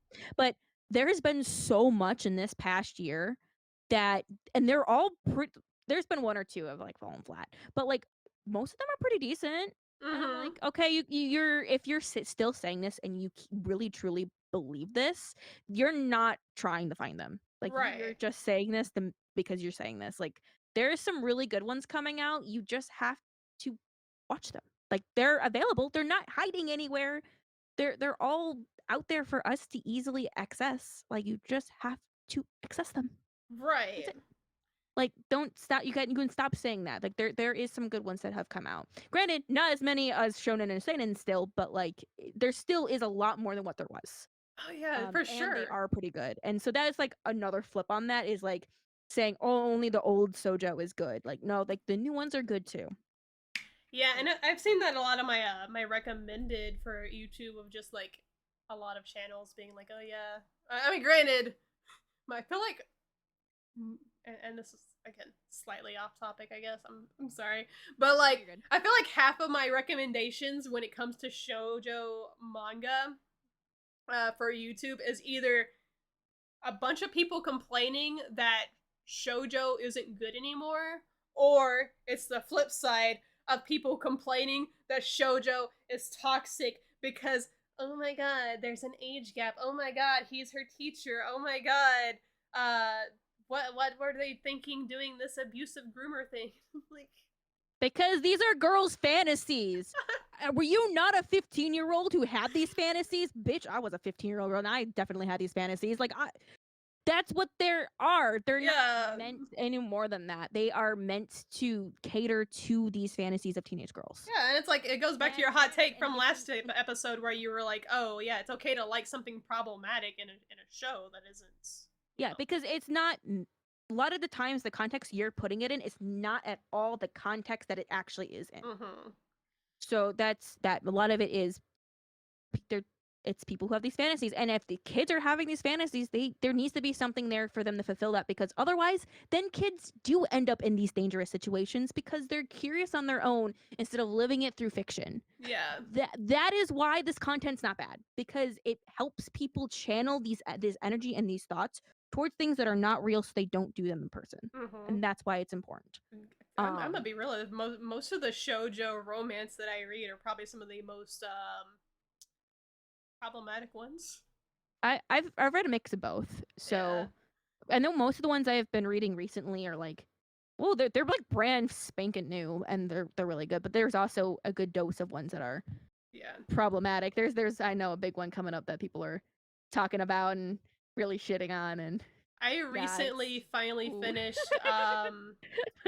I know you know this one because I feel like we talked about it before, and I'm Okay. going to butcher the first word of this.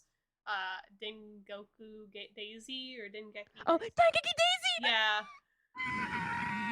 Sorry, continue. I, This one. I recently finished it. Like it's kind of problematic to a degree. It's definitely not like. Yeah, kind of to a degree. Yes, Yeah. 100%. But Uh, like, I love it so I much. know it's so great. And I'm like, yeah, and that's the kind of stuff like if it's I I don't want a bland romance that's just like, okay, this is 100% realistic. Like I kind of want that in like a drama show, but I don't really want that in a romance. In a romance, I'm like, I want a little spice. I want something that I'm not going to experience in real life, so I'm gonna live through it vicariously through this anime or manga. Yeah, something that like where you feel that there's stakes because Mm-hmm. if you just watch, well, I mean, granted, there is still like there's still really good stuff that's done really well. That's really wholesome or like not even wholesome, but just like really realistic. Those can be done really well and be completely non-problematic, and Yeah. those are great. But there is also something about like, oh, this is like forbidden, and it's like, oh, high stakes. Let's go. Let's go. Like it's kind of like, okay, do I watch Game of Thrones where people die, or do I watch Game of Thrones where people don't die? Like, if people didn't die in Game of Thrones, you wouldn't have this like thrill of like, oh my god, it's permanent, like people aren't coming back. Versus, I mean, granted, I haven't finished Game of Thrones, so people come back. Okay, I don't know, but I'm gonna put a pin in that right now because the most problematic thing to happen in Game of Thrones is not people dying. It is. It okay, is you know what? I'm not talking about the problematic of it. I'm talking okay. about like you can say the wrong thing and people will die, and Yeah. that's like that sense of like for like forbidden or like, oh my god, high stakes is like your life is at stake. You don't really Mm-hmm. get that in a lot of romances because in society that is not our first worry. We're not usually worried about dying unless we Right. live in America. um but um the so like when you had that like a little forbidden element to it, it's like, oh, okay, now there's a high stakes element to it. It's like, Mm-hmm. oh, okay, now there is something that is at stake and people can lose it and things can get really fucked up. And Right. so now it's adding to that. That's kind of how I see it. But also, like I said, most of it is just living. People need have fantasies and they want to live them out, but they don't actually want to enact them because they know that they're wrong. Now, there is, again, as said, there's a line. There is a fat fingered line, but I don't think Sojo manga is the thing that's the line. Yeah. Also, That is so not the line, guys. to bring this back to the original topic, because and you will know better on this than I will, but Mhm. just from like an outside glance, it is shoujo manga being less controversial now? Is it does it still have as many shows? Because from what I've seen, a lot of the new shoujo that have been coming out have been a little more less high stakes, Yes, so there's less. actually a cool little history thing. I can link you to a video that will kind of cover it a little bit better. Okay, Um because I was just gonna like segue it because if that's the case, and then people are complaining shoujo isn't as good as it used to be, they're complaining that it isn't as problematic as it used to be, which is what made essentially it. that is essentially that is part of the argument. The not that people know that's part of the argument, but yeah, Mhm. that is. But no, what happened is essentially there was a lot of really dark themes in Sojo manga, like a lot of it. Mhm. And this is like there's someone who explains it better. It's like manga nostalgic. Colleen, she explains it really well because she Okay, kind of yeah, goes into I the watch history her. of that. She has a video that kind of like it's not the main point of the video, but it's talked about in it. Okay. Um, where essentially all of these series were going down these like really kind of not so much, but like were like really dark and things like that, and not really like things you want to promote front head for like teenage girls. And so essentially they kind of like shut all of it down and they got really strict. And so that's where you got like the age of like only wholesome romance shoujo anime, which is kind of where we kind of Okay. saw that lull of like sojo in like the media and whatnot, is Mhm. because it was kind of like during that time period where all these stuff were coming out and they weren't making animes of it because it was all kind of, it wasn't cookie cutter because they were all very different, they had different charms about them, but a lot of it's the same. Like it's like a high school romance, it's a high school romance, it's like the birth, not the birth, but like the growth of the high school romance genre. And you can tell that that has influenced it in the shonen world too, because then after that, you also saw them grow a lot because a lot of them are selling pretty decently. Yeah. And then suddenly in shonen world, they start selling pretty well too because they're doing it after the shoujo. But that's not mentioned in the video. That's just my own draw. But essentially the main point is that there was a time where they're like, "Hey, shoujo manga publishers, you need to tone it down a lot." And so that's when you got a lot of those like darker, grittier stories, like stuff like Basara. You don't see stuff like that anymore because they essentially are pushing it outwards, which is kind of where you've also now seen a growth of josei in the United States as well, because a Oh lot of yeah. those titles ended up moving things that they wanted to do there, they kind of moved more towards josei. So essentially, Okay. shoujo mangakas, they either decide I'm gonna go write stuff for boys because it sells better and I want to make my money, or they're like I want to write my fantasies and they write BL, or they're like I want to write the story I want and they write josei Which is if they really don't get funny into shoujo because better. Josei was always really, from what I remember, at least early on, Josei's was really kind of graphic. Like, Yeah, there was a, candy, but yeah, it's and not like as anymore. it was very much so. Like, if you thought it was bad for shoujo manga to have sex scenes, Josei went far and far and Joseis, beyond. So for Josei Josei titles to did. now have shoujo more themes, that means they're being more tame as well. So basically, shoujo got more tame, and Josei is now getting more tame by becoming shoujo. Well, so Josei still stayed at like where it was at, Mm-hmm. but the people who were writing regular Sojo stories started writing Josei so they could write the stuff that they wanted to write instead of Oh the yeah, the Sojo that they had to kind of water down. right. But we're kind of like, so that's why we don't get stories like Kadocha anymore, Yeah. where it had a lot of those like really sensitive topics like suicide. Mm-hmm. You don't see that as often. You still do see it here and there, Right. because people are find their own ways to put it in. But now it's being critiqued. Like, is this appropriate? Is that appropriate? Um, for viewers, which wasn't something that was really happening back in the early 2000s Right. and the 90s. Like, there was conversations about that. Obviously, there always is, but they weren't as prominent as they are overseas as they are now. Yeah.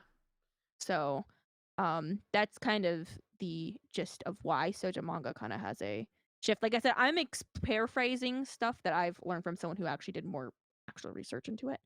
But that is essentially why I you mean have that shift. that just means people need to go watch Colleen's channel as well. I Yeah, watched definitely check her out. I've watched some of her content. If she has something that has like a title that catches my eye, I'll generally watch it. If it's a topic that interests me at least, and her points are genuinely really well made. And she's pretty open minded about a lot of stuff, which is what I really like. So. And she's researched and she's very passionate about what she is, and she gets a lot of hate for like being so passionate, but I don't think there's anything wrong with that. Like, Imagine I getting hate for being passionate. yeah, exactly. It's like she's just really passionate about what she's doing, and I think it's Mm-hmm. really great. So shout out to her, and thank you for your recommendations. I am now converted to Yumi Tamura, Tamura fan. So She's also one of like the biggest like at least shoujo based or female based yes, manga channel that I know of. So same. Yeah, yeah. I see her all the time. Like I like her content, and a Mm-hmm. lot of the stuff. If I didn't already know about it, like she's introduced me to it recently. Yeah. So Fair, fair. So on topic of like being introduced to, I guess, uh, things you aren't used to. There's an extreme point to that. That has a red flag for me. oh, And it's the anime fans that they gotta be the edge lords. They gotta be the like, oh, I don't like the popular anime. I just want to talk about this one anime nobody's ever heard of.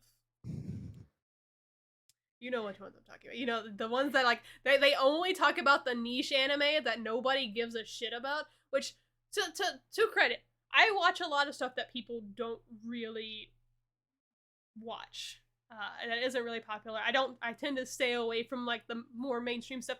Alright, I'm not really like I feel like I watch mainstream stuff, but I don't watch all of it because I didn't like Chainsaw Man. I don't care for Boku no Hero. I don't care for Demon Slayer. But fucking Trigun and Vinland Saga and Doctor Stone, like I like those. But I also watch like shit on the bottom of the list sometimes that like nobody's ever heard of. But I'm not gonna be like, oh no, that's a popular anime. You're such a normie. You should watch this. What's a good one? Bananyan or whatever. What was that? The one where the cat was a banana or something? Or Yeah, like you should watch like Tosochu Great Mission. yeah, Like like I hate what? that. Like I don't know you're what that is. stop being like it's not cool. It was really common when I was first like going to conventions. I still Yeah. see it now on my timeline from time to time, and I still get them in my chat sometimes. Um, but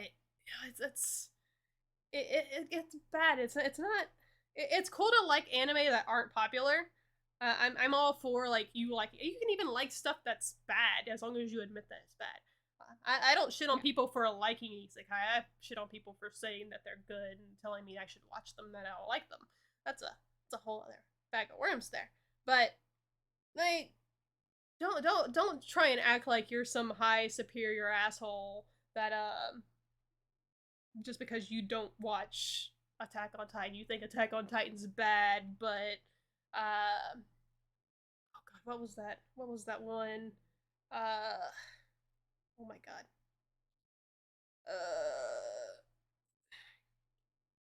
Is it the one we were talking about earlier? No. I it got brought up in my chat Oh, okay. like about a week ago where somebody asked if I had watched it and I was just like I'd never even fucking heard of it. And then I had looked it up. God, it came out like 2 seasons ago. But what it doesn't matter. It was like I went and looked at it on Mal, and you know how like the seasonal list, like the top Yeah. of the list are going to be the ones that are people are most interested in. The bottom of it is generally like the stuff that nobody's really clicking on to check out Yeah. because they're like babies. It was literally third from the bottom. Like that's how uninterested people were into it. He was like, "This is the best anime of all time. It's a game changer. People are overlooking it highly," and I'm like. I don't Are think they so. overlooking it or is it inaccessible? Like, there's Yeah. a difference. Uh, A it lot of it's was just inaccessible. yeah. It was bad, and that's always happened. But like, if you're that type of person that's just like, yeah, no, I'm cool. I don't watch the popular animes, and people accuse me of doing this all the time. But again, like I watch popular stuff. I like a lot of popular stuff. I just don't like all the popular stuff. I'm just picky with it. So. Yeah, like you like Attack on Titan. Like I don't think that gets more popular than that. I love when So people try and tell me that oh you just get overhyped on anime and you think they're bad because they get hyped up and I'm like Attack on Titan was literally the hypest anime of in the past like decade and I fucking love it. When it ends, it's probably gonna be on my top 50, and it's gonna be one of the few anime that have come out in the past decade that's gonna be on my top 50. So yeah, totally got overhyped on it. yeah. No, Definitely got hyped. but I no, I totally completely understand where you're coming from because I feel like people think that about me sometimes too because I'm like, yeah, I read watch this one, I really like it, and they're like, that's so obscure. I'm like, it's not obscure, it's because it's a sub show. So Uh-huh. I'm just like, I just really like. It's good, and I think you should watch it. It's not Right. because it's obscure, but maybe that might be part of the reason why people bring them up because they don't hear anyone talking about them. But there's nothing wrong with that. It's just if you're doing it like to make a point, it's like, bruh. Like Yeah. everyone's watching Oshi no Ko this season. If you are don't sit there and be like, well, you're watching Oshi no Ko. I'm watching uh the Rokudo's Bad Girls. I'm literally just scrolling down the list and listing a random show. Um but okay, so what? You watch that show and you like it. That's great, but don't sit there and say like the popular stuff shit because it's popular for a reason. It's popular because Right. it's good. Also, I just looked at my chat and So, the anime is Nijiyoi Animation. Uh added this Nichi Oi. Niji Y-O-N Y-O-N. And you said it was 2 seasons ago? It was in the winter season it looks like. Yeah. Oh. And it's like all the way down the bottom. It's rated a 6.82 on Mal, which I don't really give a shit about ratings on Mal for the most part. But I'm just I look more at popularity on Mal. I guess it's generally a better thing as more people are watching it. But like, yeah, I it does not look like this is the groundbreaking anime of the year. I'm sorry. Yeah, I'm kind of giving up looking for it. There's nothing, like I said, there's nothing wrong with liking the most obscure stuff. It's just a Uh-huh. matter of, Yeah, I'm you like, know, don't act like how you're you go about it. special. Yeah, you're, like cool.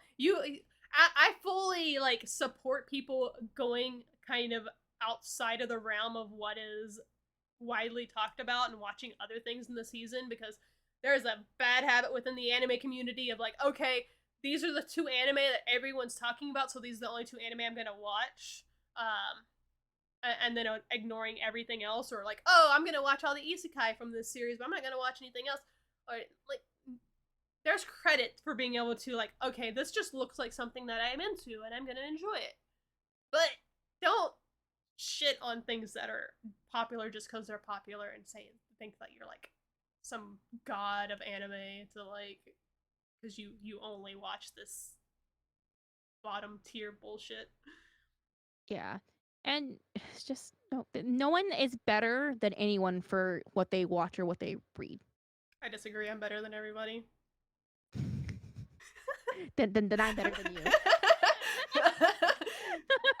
I don't know. I fully support my dub actors and actresses in all that they do. I love dubs. I like dubs. Don't get me. I like dubs. I just don't like that dub. that particular one I don't like. Dubs otherwise. I'm just gonna say, and I might mispronounce her name, Mela Lee. I fucking love her as a voice actress. I'm very picky with the female voices than I am with male voices. And I adore her voice. When I found out she was Lifeline, I lost my fucking mind. I was like, I didn't even realize it was her because the accent threw me off. And then I realized she was Tiki from Miraculous Ladybug, and I'm like, holy shit, wait, what? So, but yeah, like I love her voice and being able to hear it in shows. So, I'm happy with it. And they have some big names in that show. So, they have some of my favorite voice actors in that show. I mean, there's some good ones in there, like voice actors wise, Mm-hmm. but this is not their best performance. Like I'm like, I'm not saying this is the best dub ever. I'm just saying it's not a bad one. There's my criteria for bad is I guess different. It's just Yuki. It's just Yuki. Like everyone else, like I can kind of deal with and tolerate, but I cannot do Yuki's voice in that one. I love her voice so much. Yeah, well, I was listening to, like I was playing Lifeline earlier in Apex, and I like her as Lifeline. I just don't like her as Yuki. I didn't care for it. That's it. That's fair. I don't know. She sounds too young in the Japanese for me as well. I've gone back and watched the Japanese a little bit. I mean, that's Yui Horie. She just sounds like that no matter what she does. Which is the case for a lot of Japanese voice actors and actresses. Slight tangent, and I won't do on this one too long. But my problem with a lot of Japanese voice acting, and this is not me shitting on them because they're very well done, but they generally sound really really young. And then also, and you're gonna know exactly what I'm talking about, but I'm gonna try and do this in a as vague way as possible to not spoil a potential series. But I feel like there is a specific series that they cast a character as female in both the Japanese and the English dub because it is a female character, but that's not fully realized. And it is way more obvious that this character is female in the Japanese because of the voice actress that's behind it. Where in the English dub, it's a little less obvious, mostly because English dubs are very common to put female voice actresses in male roles. And that happens in Japanese dubs too. It does, but generally it's they do a better job of hiding it, or it's a more feminine man or it's Goku. Yeah, I think deeper voices are something that is like a very like Western, like deeper Mm-hmm. female voices are more of a Western Yeah. catering to Yeah. versus what we traditionally hear in like Yeah. Japanese anime. Because I've watched a few people react to the specific anime I'm talking about, and they know right away. They watch it in the Japanese and they're like, this person just sounds like a girl. This person's a girl. This is obviously a girl, so it's not a shock. But I've watched people react to the same show in the dub and are still shocked by like the reveal whenever it happens. Again, not saying what anime is, but I know you know what anime I'm talking about. Yeah, I know what So, anime I'm talking about. but and I feel like that is a uniquely like Japanese sub or voice thing because it's a little easier to pinpoint. So Yeah, because I think the only time otherwise I hear, because like I said, it's caught like it still happens in Japan, but a lot of the times when I hear it, it is usually a shonen protagonist yeah, or it is like a younger child. yeah, But it's other than that, Goku or it's Naruto. Yeah, it's Goku, Naruto, Luffy. Not Ichigo. No. Heaven forbid Ichigo. Could you imagine? I mean, granted, oh my God. Goku being voiced by an old woman is still like my number one of like, oh yeah, subs are better than dubs. And I'm like, oh yeah, we want to talk about Goku right now, because you really want to say. I just like all over. I will have to say, like, there is. You just reminded me of a dub I like. This is all completely unrelated. Continue. I'm sorry. I was just like, oh man, can I talk about this dub real quick? I don't even know whose turn it was for the hot takes anymore. I was talking about something. No, I think because I had old in the Sojo one, and then I did the niche. I did the niche one, yeah. The niche one. So it's your turn next.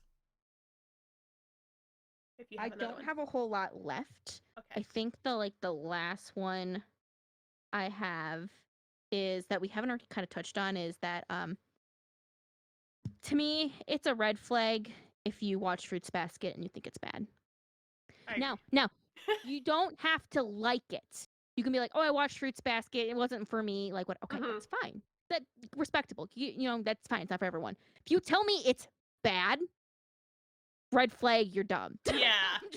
I'm just gonna say, like, I've had a lot of people tell me, no, it's bad because XYZ. I'm like, but X didn't happen. Y, this is something that's explained later on because that's good writing. And Z, did you watch show, sir?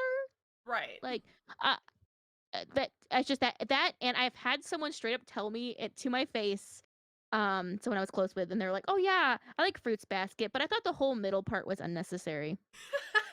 That's where all the character development is. That's the most necessary part of the series. Oh my God, that's when we get all the the reveals and everything that we get in this show. Like, what? Their favorite anime was probably Overlord. It's fine. You know what? I think it was. I don't remember what their favorite anime was, but they had some really bad anime taste. I do remember that. They have been the inspiration behind a lot of my red flags today. You're calling out somebody hard. Okay. We don't talk, so whatever. If you see this, you know. But anyways, yeah, you're dumb. No, so it's like it's okay if you don't like something, if you don't like it for XYZ or whatever, and you have a reason you don't like it. That's fine, but that doesn't make it bad. So if you tell me it's bad, I'm gonna assume you did not read and watch it, and you just don't want to, and you're just avoiding it because you know it's gonna be good. Right.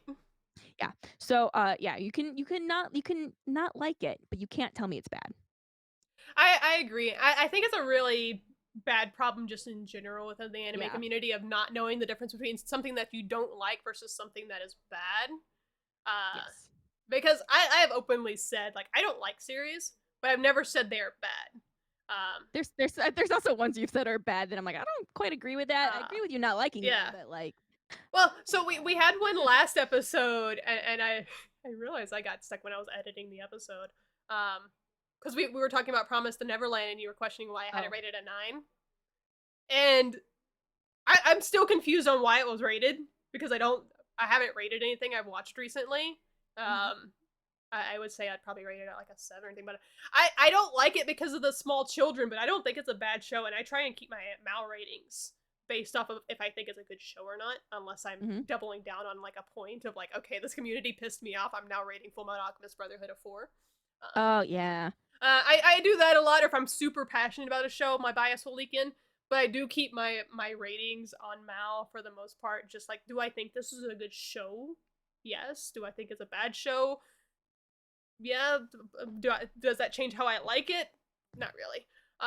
So I didn't finish Promise Neverland because every time there was a small child in the background screaming or crying, I wanted to immediately just close my entire browser, and that's 100% a me thing. But I think the story of it's really good. So I don't think season 1 of Promise Neverland's bad. No, I was I just more referring yeah to season 2 in yeah that conversation. yeah, and I haven't watched it because of the problems I had with season 1, which are Yeah. unique to me. Um, and then like again like, uh, Yeah.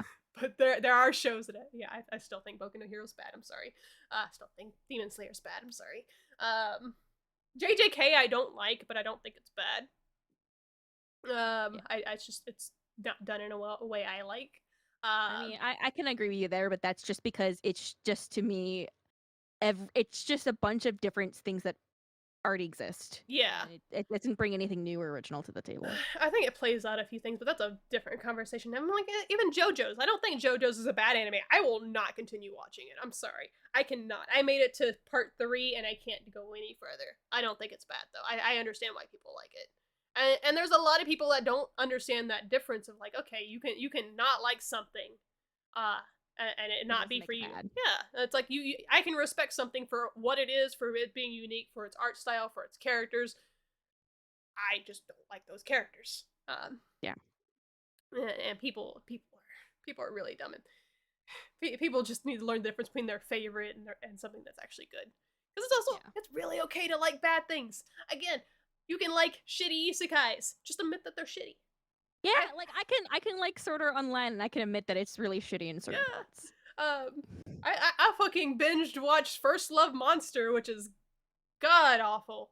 I don't recommend it to anybody. I don't say it's good.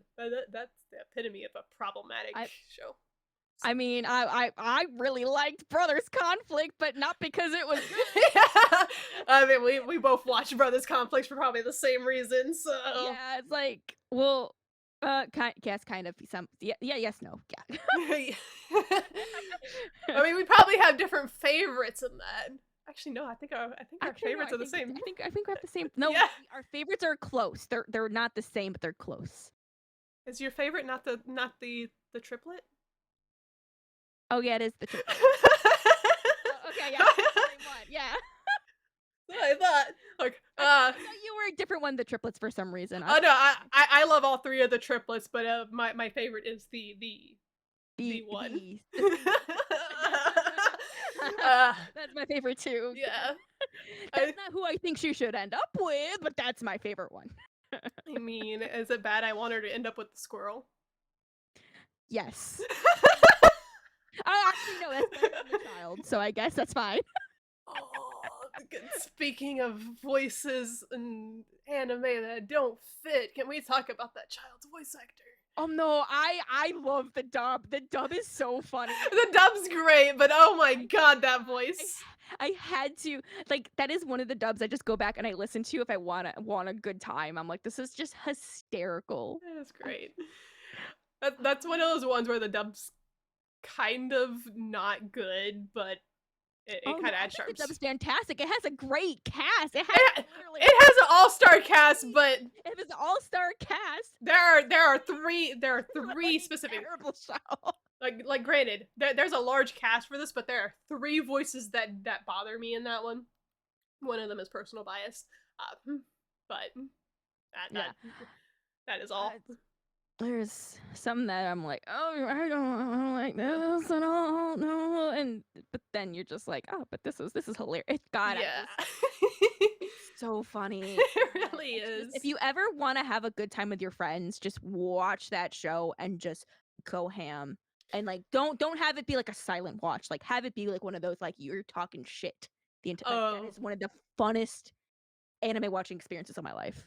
go in it just to experience how like absolutely insane not only this plot is, but like Just every turn it takes for every episode. and just little things like just like even like the little intros before it gets to the meat of the like I'm just like oh my god Oh my god. it's so it's just it's an experience that I think everyone should go through at least once. Right. I agree. I think if you're I wouldn't say go into it expecting the best anime ever. No, Oh no, no, no, no. no. No. Never go into it thinking don't go into it go thinking it's a good Yeah. anime. It is not. But it is an enjoyable experience with friends. Do not Yes. watch by yourself. Is there a drinking game for that one? Because I know there was one for Diabolic Lovers. If there isn't, I can make one. We should do that. Because I was thinking we go to because okay, quick announcement. We will be at Anime Expo, by the way. So that's in the foreseeable future. So if you're out there, feel free to come say hi.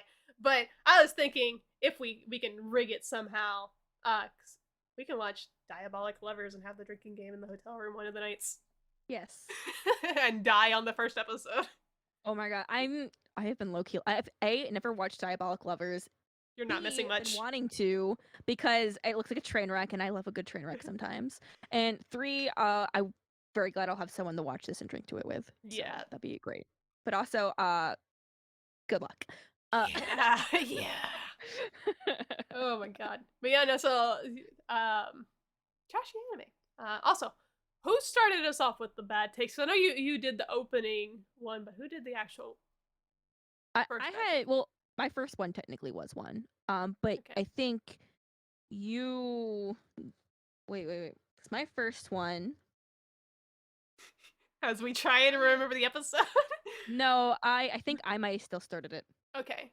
So I'll give one more red flag, and then we can end it there. We are Okay. at the 2 hour mark. Cool. I think this is the one that I think you'll agree on. Looking at the, because I again came up with quite a few. I'm gonna pick the one that I think you'll agree with the most. If you are a large anime fan and you say your favorite anime is Dragon Ball Z, you are way too basic. Please. Yeah. When I go to a con and someone tells me, "Yeah, my favorite anime is Dragon Ball Z," I'm like, "Oh, it means I cannot have a conversation with you." Yeah. Okay, bye. Because I'm a bigger. I love Dragon Ball. I love Dragon Ball Z. I love Dragon Ball GT. I hate Dragon Ball Super. Now I will extend this to like if you say Super is better than GT, go fuck yourself. Cause no, but I have all of Dragon Ball Z, and Dragon Ball GT in original VHS box sets. I adore the series. I am not shitting on the series at all. It is by far not even in my top 100. It will. I don't even know where I would rank it on the list. I love it. I will rewatch it. But if you say it's your favorite anime, have you watched only 2 anime? Did you only watch Overlord and Dragon Ball Z?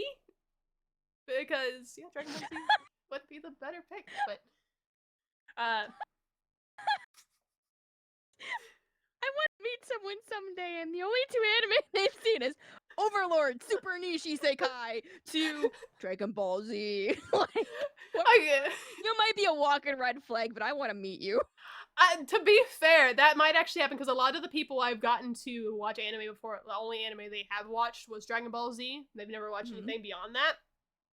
And there are some people whose first anime was probably Overlord if they started watching anime in the past like 3 years. So it's possible. It's possible. If you exist out there, please at me. Say, congratulations. I'm sorry you're a walking red flag. Yeah. you are a walking red flag in 2 different forms right there. He is probably walking around with the Overlord cloak over his Dragon Ball Z guy. Yeah, I don't say it to make fun of them, but also it's just a really funny idea. Like, you're much nicer than I am because I am definitely making fun of them. Um, but yeah, no, yeah, you're right. I do agree on this because I haven't watched Dragon. Like, okay, I've seen episodes here and there, and I've read chapters here and there because I have Shonen Jump magazine. Hmm. But I just, I don't know. I find it really boring. I don't care for it. It's probably pretty good. It's not for me. Which is fair. But You're not like, missing a lot. If you've watched one fight, you've watched them all. They scream yeah. and then they fight. Yeah, or they hold off fighting. They're screaming and they're like trying to hold off the fight for so long, and then next Hmm. episode you'll find out the fight and they still don't fight. Yeah. That's been my experience with watching the few episodes I've watched. Yeah. Granted, the stuff I've read has moved a lot quicker, but that's just manga and anime. Um, it's just I don't know how to have a conversation with you other than can Goku beat this character? It's like, yes, a lot of characters can beat Goku. Like, we know Oh my that. god. Just The power scalers, yeah, they all originated from the yeah. Dragon Ball Z But community that's like the too. only conversation I could have with someone who likes Dragon Ball. Cause I don't know shit about Dragon Ball. Like, how do I talk to you? Like, you love So Dragon Ball, and I'm gonna sit here and be like, everything you say is gonna go over my head, and I'm gonna do glaze over my eyes because I have zero interest in Dragon Ball Z. so Because if I wanted to get into Dragon Ball Z, I would have already gotten into Dragon Ball. have you watched or read Hunter x Hunter? Uh, I have watched the first few episodes Okay. of the new anime and I liked it, but I haven't gotten much further. I did just recently order a bunch of the manga volumes Okay. This preemptively. this isn't really a spoiler because I'm not going to go into the detail on it, but there is an episode in the anime which you'll probably read the manga anyway, so I don't know if the manga Yeah. drags it out as much. But there is an episode in the anime, and if you watch the anime, you know exactly what I'm talking about. They spend the entire episode explaining a single punch. They give you the entire backstory and lore of this one single punch that this character does in this episode. And I feel like having a conversation with Dragon Ball Z fans is like watching that episode. It's literally like explaining how Goku punches. Yeah. That And is it. it's not bad to be passionate about that. Like, that's not a bad thing. But it is a red flag to us because that's just not a conversation we want to find ourselves To be in. fair, most people that have Dragon Ball Z as their number one anime are probably also power scalers, and anytime you bring up another anime, but can they beat Goku? Oh, it's either that or they're like, "Hey, there's this new power scaling manhwa you should check out." Yeah. That is the other thing I run into, which granted, I've enjoyed reading some of those, but then again, the characters are a lot more attractive. So, Okay, I'll stop you there because Trunks is my boy. He was my first anime crush of all times, and he is the only. I technically have two Dragon Ball Z T-shirts that I will not wear in public because I don't want Dragon Ball Z people to come talking to me. Uh, but one of them has Trunks on it, and he is. I don't like buff men, but I'll settle for him. It's fine. I mean, I like buff men. I just don't like Dragon Ball buff men. Oh my god. Trunks is my boy. Trunks is my baby. There's nothing wrong with liking him. Nothing wrong with that. But yeah, not like I just meant like the reason I will read those over is because I just genuinely like that art style. also Dragon Ball Z characters are far more attractive than JoJo characters. I'll never forget my friend telling me, "Oh yeah, all the dudes are really hot in JoJo," and he proceeds to show me the most ugly, bastard type character in an anime I've ever seen. And I'm like, I like how the JoJo characters look. I mean, I like Dragon Ball has like a charm about it, and it's simple. And I like the Dragon Ball charm. Same with JoJo. I like their charm of their characters and whatnot. I don't think it's fair to compare who's hotter because both of them are just different art styles of people who are just way too buff for their own good. oh, I will compare them. I'm sorry, the picture I got shown was some dude with a fucking like 90s stand-up do, and he had like his tongue wrapped around a cherry, and it was like, Oh, that guy. yeah, Yeah, no. I've seen that. Yeah, I'm not for it. What's really sad is I like I don't know if it was it was a manga. I like read a manga and like the one of the main like male leads was like that. And after the end, you're like, maybe maybe that hairstyle isn't so bad after all. And I'm like, Oh what has happened? no. What has happened to me? Like, See, is this the power of sojo? so that is actually a hairstyle that was It is. popular in the 90s, and I've seen Yeah. it a lot. Yeah, And it is. I've seen it too. I thought it looked bad then, and I don't like seeing it in anime either. I think it's funny when I see an anime. I'm like, ah, yes, this thing that I will only ever see in anime. Bravo, bravo. It's just like Actually, it's like refreshing. Like, speaking of seeing hairstyles in real life after anime, this was years ago, and I nearly like dropped everything I was holding when I saw it because I was like, speaking of looking anime, I guess I'm typecasting this dude, but I had never seen a pompadour in person before, uh, and I've seen a few now, but I still have not seen one done to this degree. This dude walked into where I worked, and he had the gangster Japanese pompadour, a good like 6 inches from his forehead, and I'm like, that's a actual hairstyle. That's not just an anime thing. You walk in public like that. I've seen it a few more times in person, just not as large and impressive, but yeah. that that takes us full circle to like being looking anime, I suppose. Of it was weird. It blew my mind. I didn't think that was yeah, an but if actual I see hairstyle. it in person, I'm not gonna think, oh, that's anime. I'm gonna be like, oh, that's a Japanese gangster hairstyle. I I'm not gonna think that's anime. the first thing I thought was that was anime. Oh, well, I guess you look like you have a pompadour then. um, no, but I granted I was like 20, 22, I think, when that happened. So I was younger then. I didn't know much about Japanese culture aside from what was in anime. I hadn't delved that far into it yet. I mean, when I see that hairstyle, I typically think more like in like day to day life because most people don't have the exaggerated one that you saw, Mm-hmm. but like the modernized one, everyone just looks like they're trying to be Elvis or like Yeah, the modern yeah. one, because I never recognized the modern one as what it was.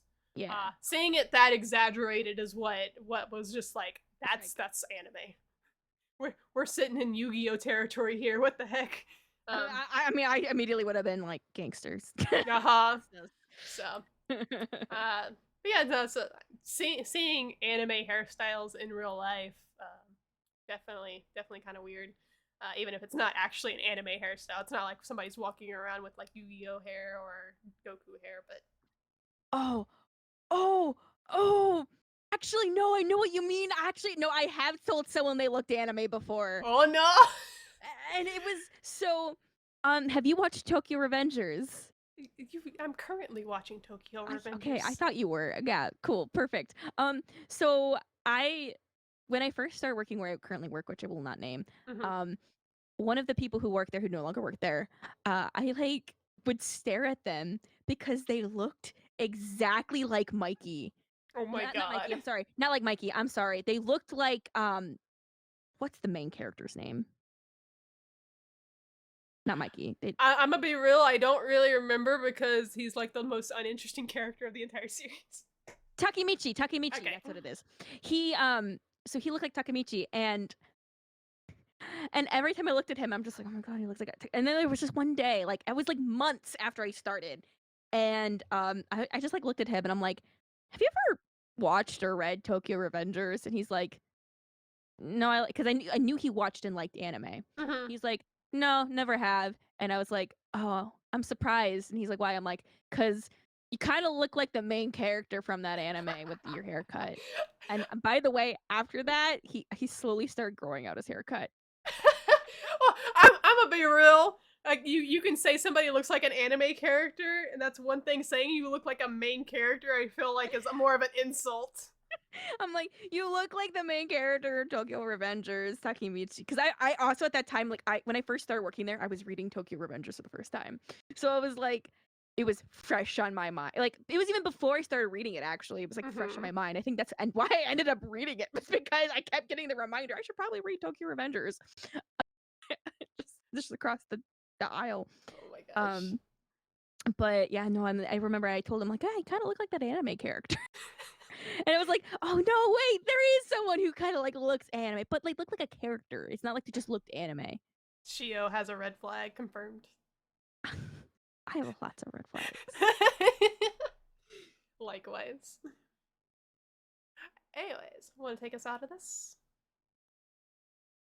So that was our discussion about well, our giant tangent conversation or episode about anime red flags regarding fandom, people, animes themselves. Um, I hope you guys enjoyed our conversation.